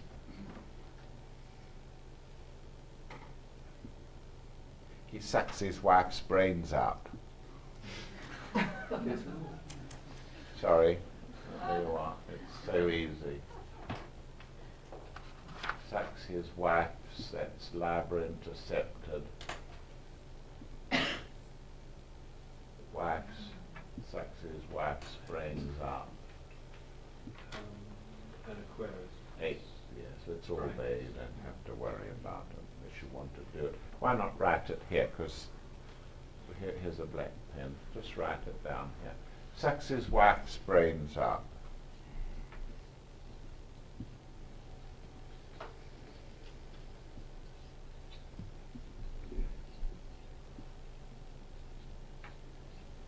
Now that is an example of a colloquialism. Probably peculiar to English, but you should try and use colloquialisms where possible. Don't make your astrological interpretation too stiff. Make it flexible. Right? Sucks his is Mars, or eighth wife's brains we've got out. Anything left? What's that? Aquarius must come with brain. Yeah, I've got that there. Got it. I thought his could be ascendant on first as well Yeah. as the subject. You got that in, Marcus? Yeah. Cool. Being the subject. All right. So will you put that into the dictionary later on? Because the other one is only the first part, the first interception. All right, a single huge payout like Littlewoods. Don't fall for Littlewoods. There's no Littlewoods there. I couldn't think of anything else. A single huge payout. A single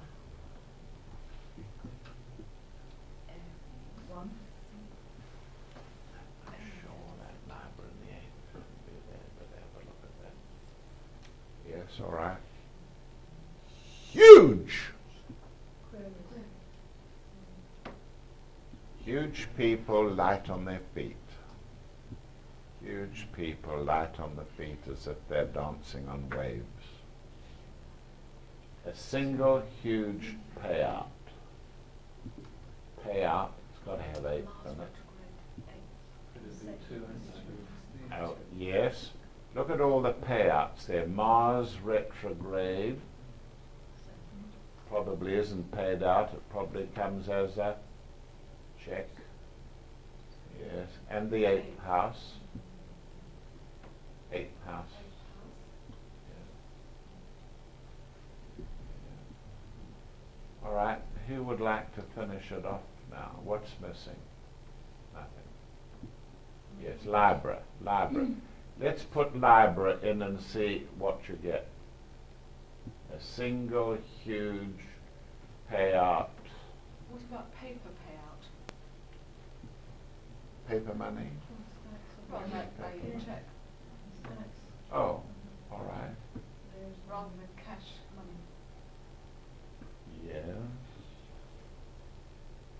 A single huge payout by check? By written check? No. Like is fine. Yes, like, but there's no little there. It's the first one I had a look at.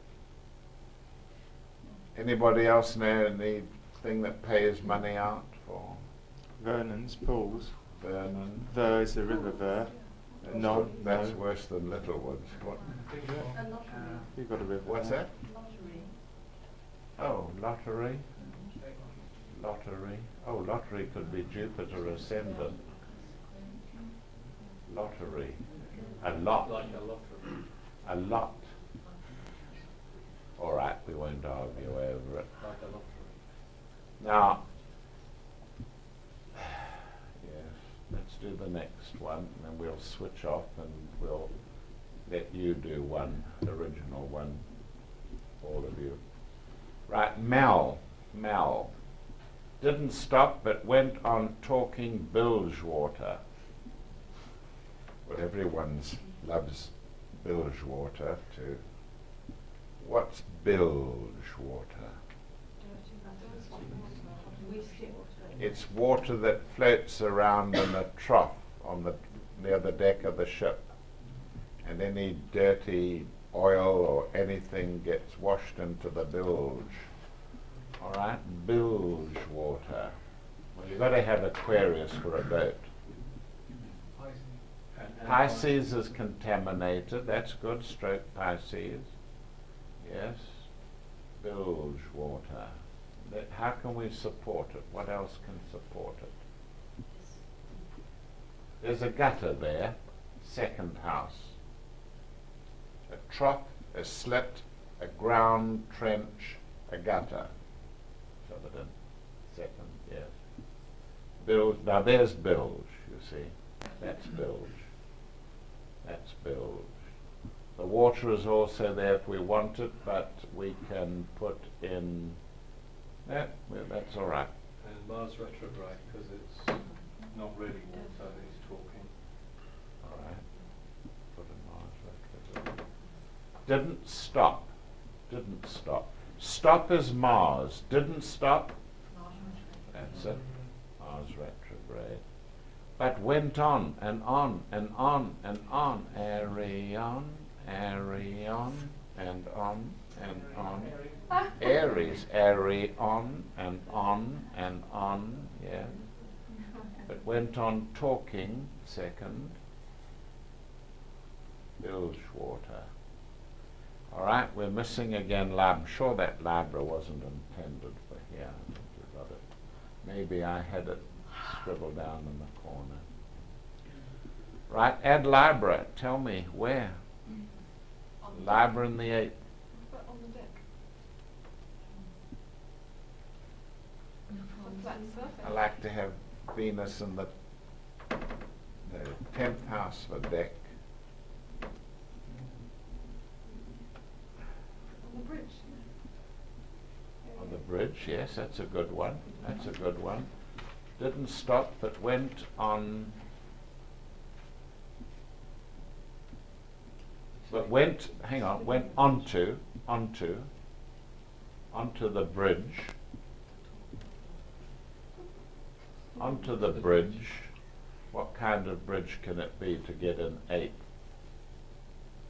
Iron Bridge. Iron bridge, yes, good. Didn't stop but went onto the iron bridge talking bilge water. That's all right. Now, we're going to cut off Marcus so that I can give them give them this aspect to do themselves in the 8th.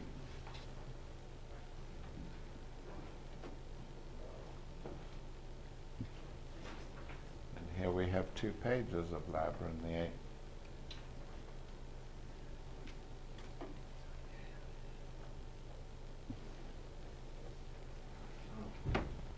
Out of court, Libra in the 8th, intercepted, cannot be settled out of court. Surface tension, another nice one, Libra in the 8th.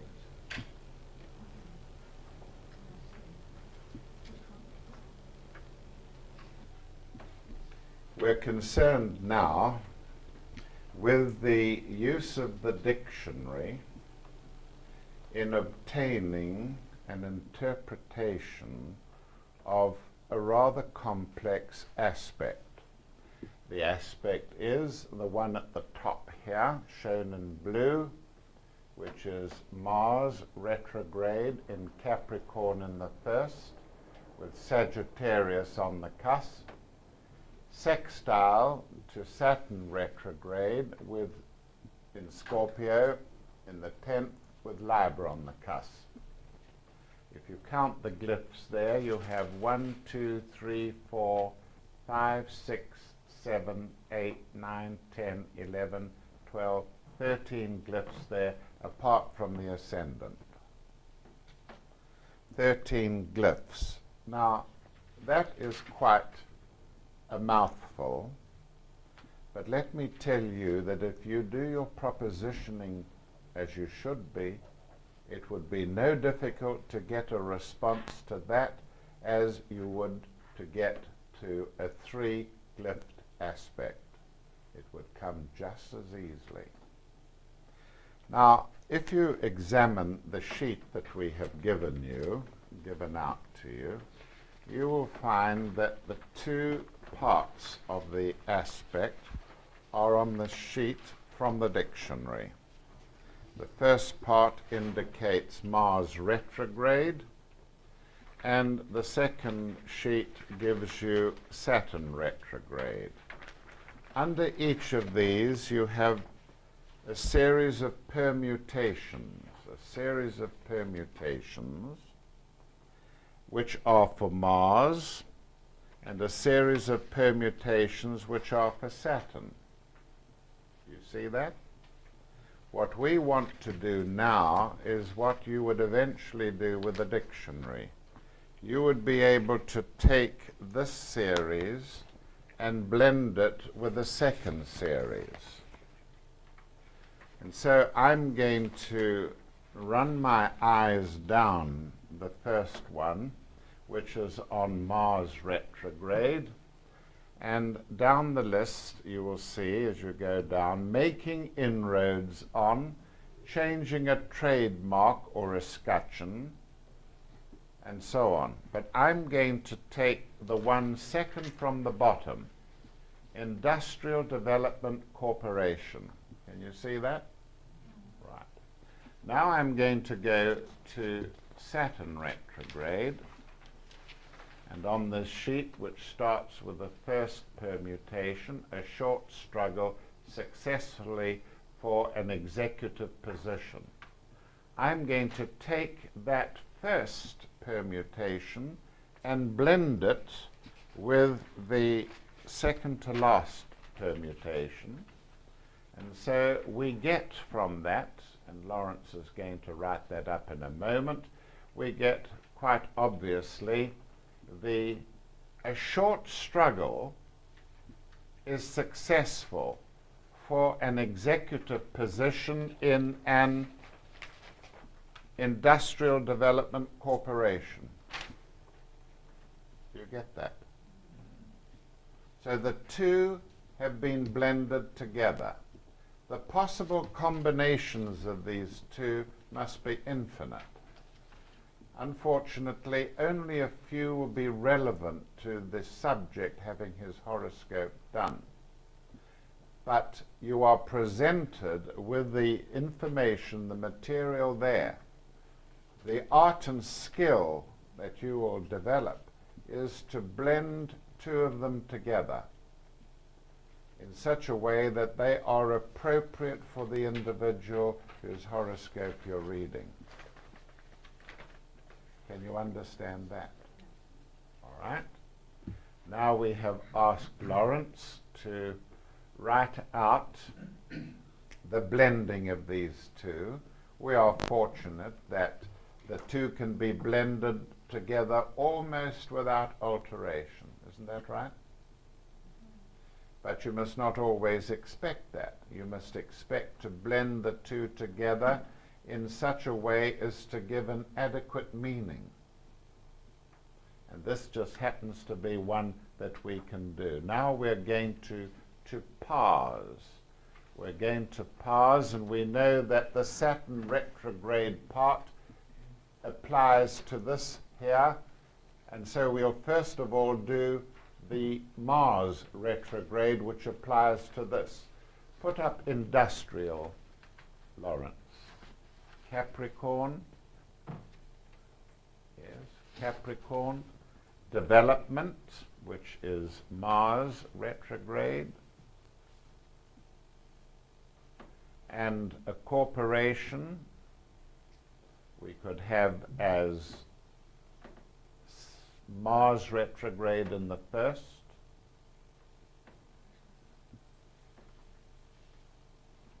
And what about putting in, while we are about it, foreign for Sagittarius on the cusp? Foreign Industrial Development Corporation.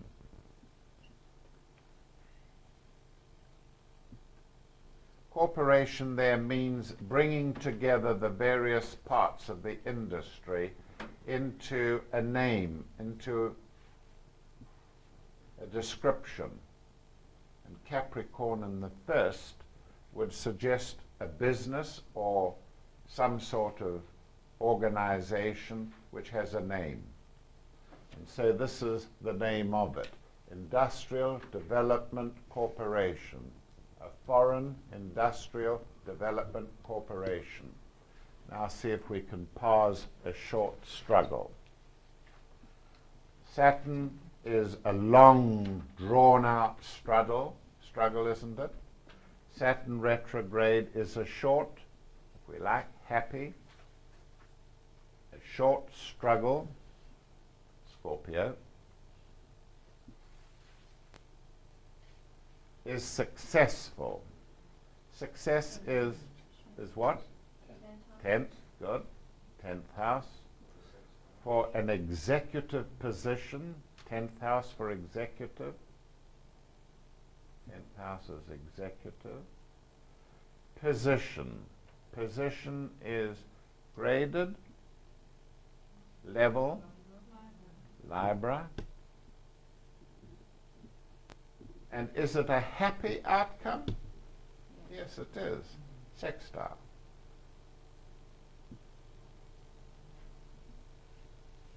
Of course it isn't easy, but there has been 7 years of patient struggle to get this together. And you have it available to you. That's the point I'm making. Now, I'm not going to spend time going through these lists in order to combine them together, but when you read them, certain things will pose themselves to you. If you're talking about a gigolo, a person who is employed sexually, then that means that you could run through, that comes from the Saturn factor here, Saturn retrograde. Saturn is a profession, isn't it? A professional sex. Professional at sex, he's paid for it. So there's gigolo straight away. There is gigolo. And here is another sexual factor. Do you think that with Saturn retrograde he's very successful at his sex? No. not very successful at sex, not very successful, very is first house, not very successful at sex. So you could do it that way, or you could run down your eyes through the Mars factor in the dictionary and find something that making inroads into the gigolo business. All right? It's all there.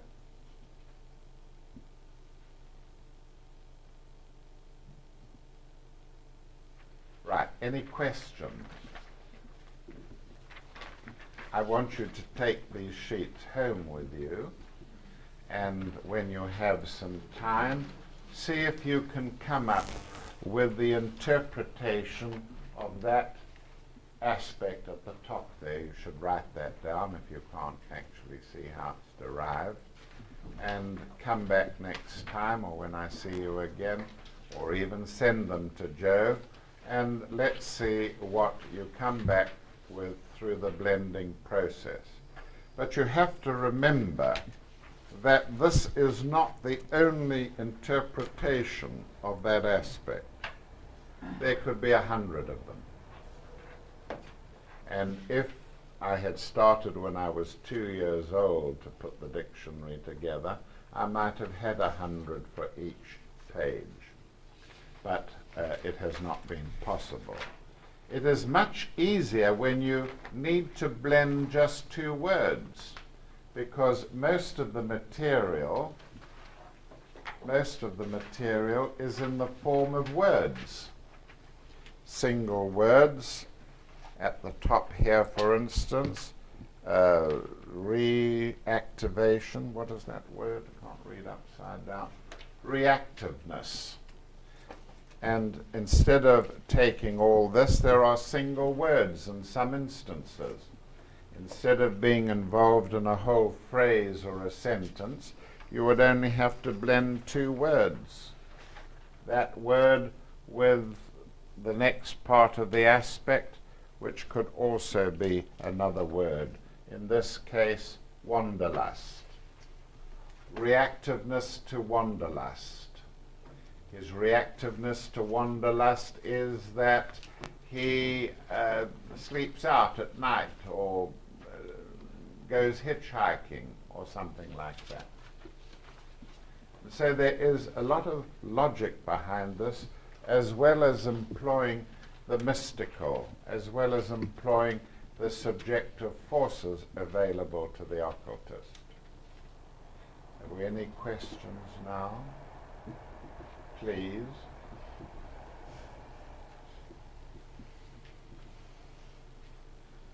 A magnificent science is unfolding to you. It is unfolding in such a way that, though it is taking time, you can at least see the logic of it. And the greatest criticism that can be leveled at astrologers in the West is that the schools spend so much time setting up a horoscope when the computer, of course, can do it in 20 seconds adequately, and then so little time on interpreting. And we have the ability to interpret massively, quickly, by the use of the dictionary, which is what this course leads up to. Yes, Lawrence? You say that you can proposition, you can posit an aspect with, say, 13 glyphs in it, yes, just as easily as one with 3 in it. Yes. Is it possible to posit the whole chart to the higher self? Oh yes, oh yes, I've done that many times. You can posit the whole chart to the higher self, and you may ask the higher self for the soul's purpose. But if I were doing that, I would need to have it up for several days, and I would search for common factors that repeat themselves. Why? Because there's so much material in a chart that you could get lost in it. Yes, but what rules the soul's purpose?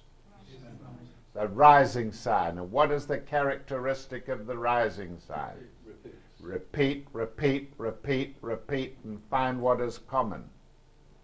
And so the key is, in that respect, to take the chart and proposition it. And not just take the first thing that comes back, because that is not indicative of immortality. That is not indicative of such majesty as is incorporated in a soul's purpose. And so the soul would repeat its theme again and again and again. And you would need to proposition it, depending on how efficient you are at getting feedback. You would have to proposition it perhaps for 3 or 4 days or even a week. Yes, Lauren. Well, what do you actually put in the spiritual diary when you posit the whole chart? Do you write the whole chart?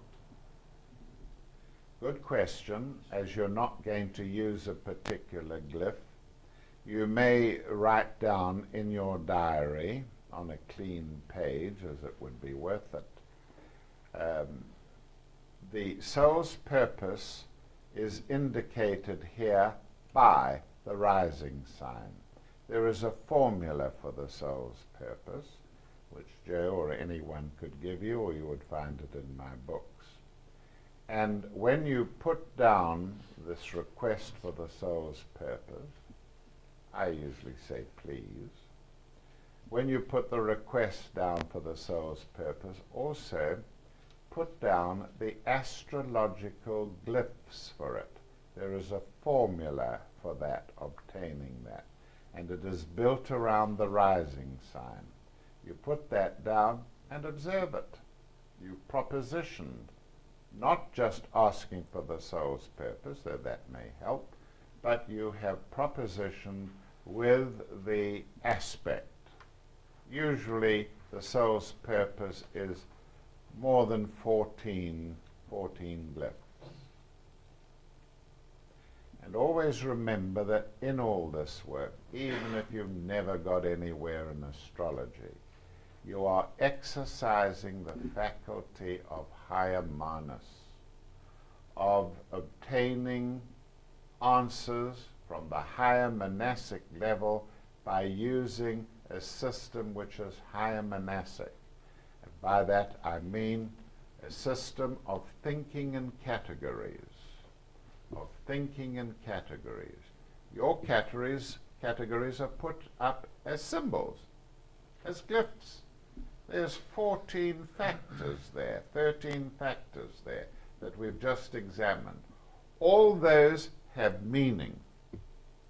What you're doing is propositioning them, and even if you can't see it straight away, and eventually you would be able to, you're putting the aspect up for propositioning, and you are bringing back an integration of a category of meanings.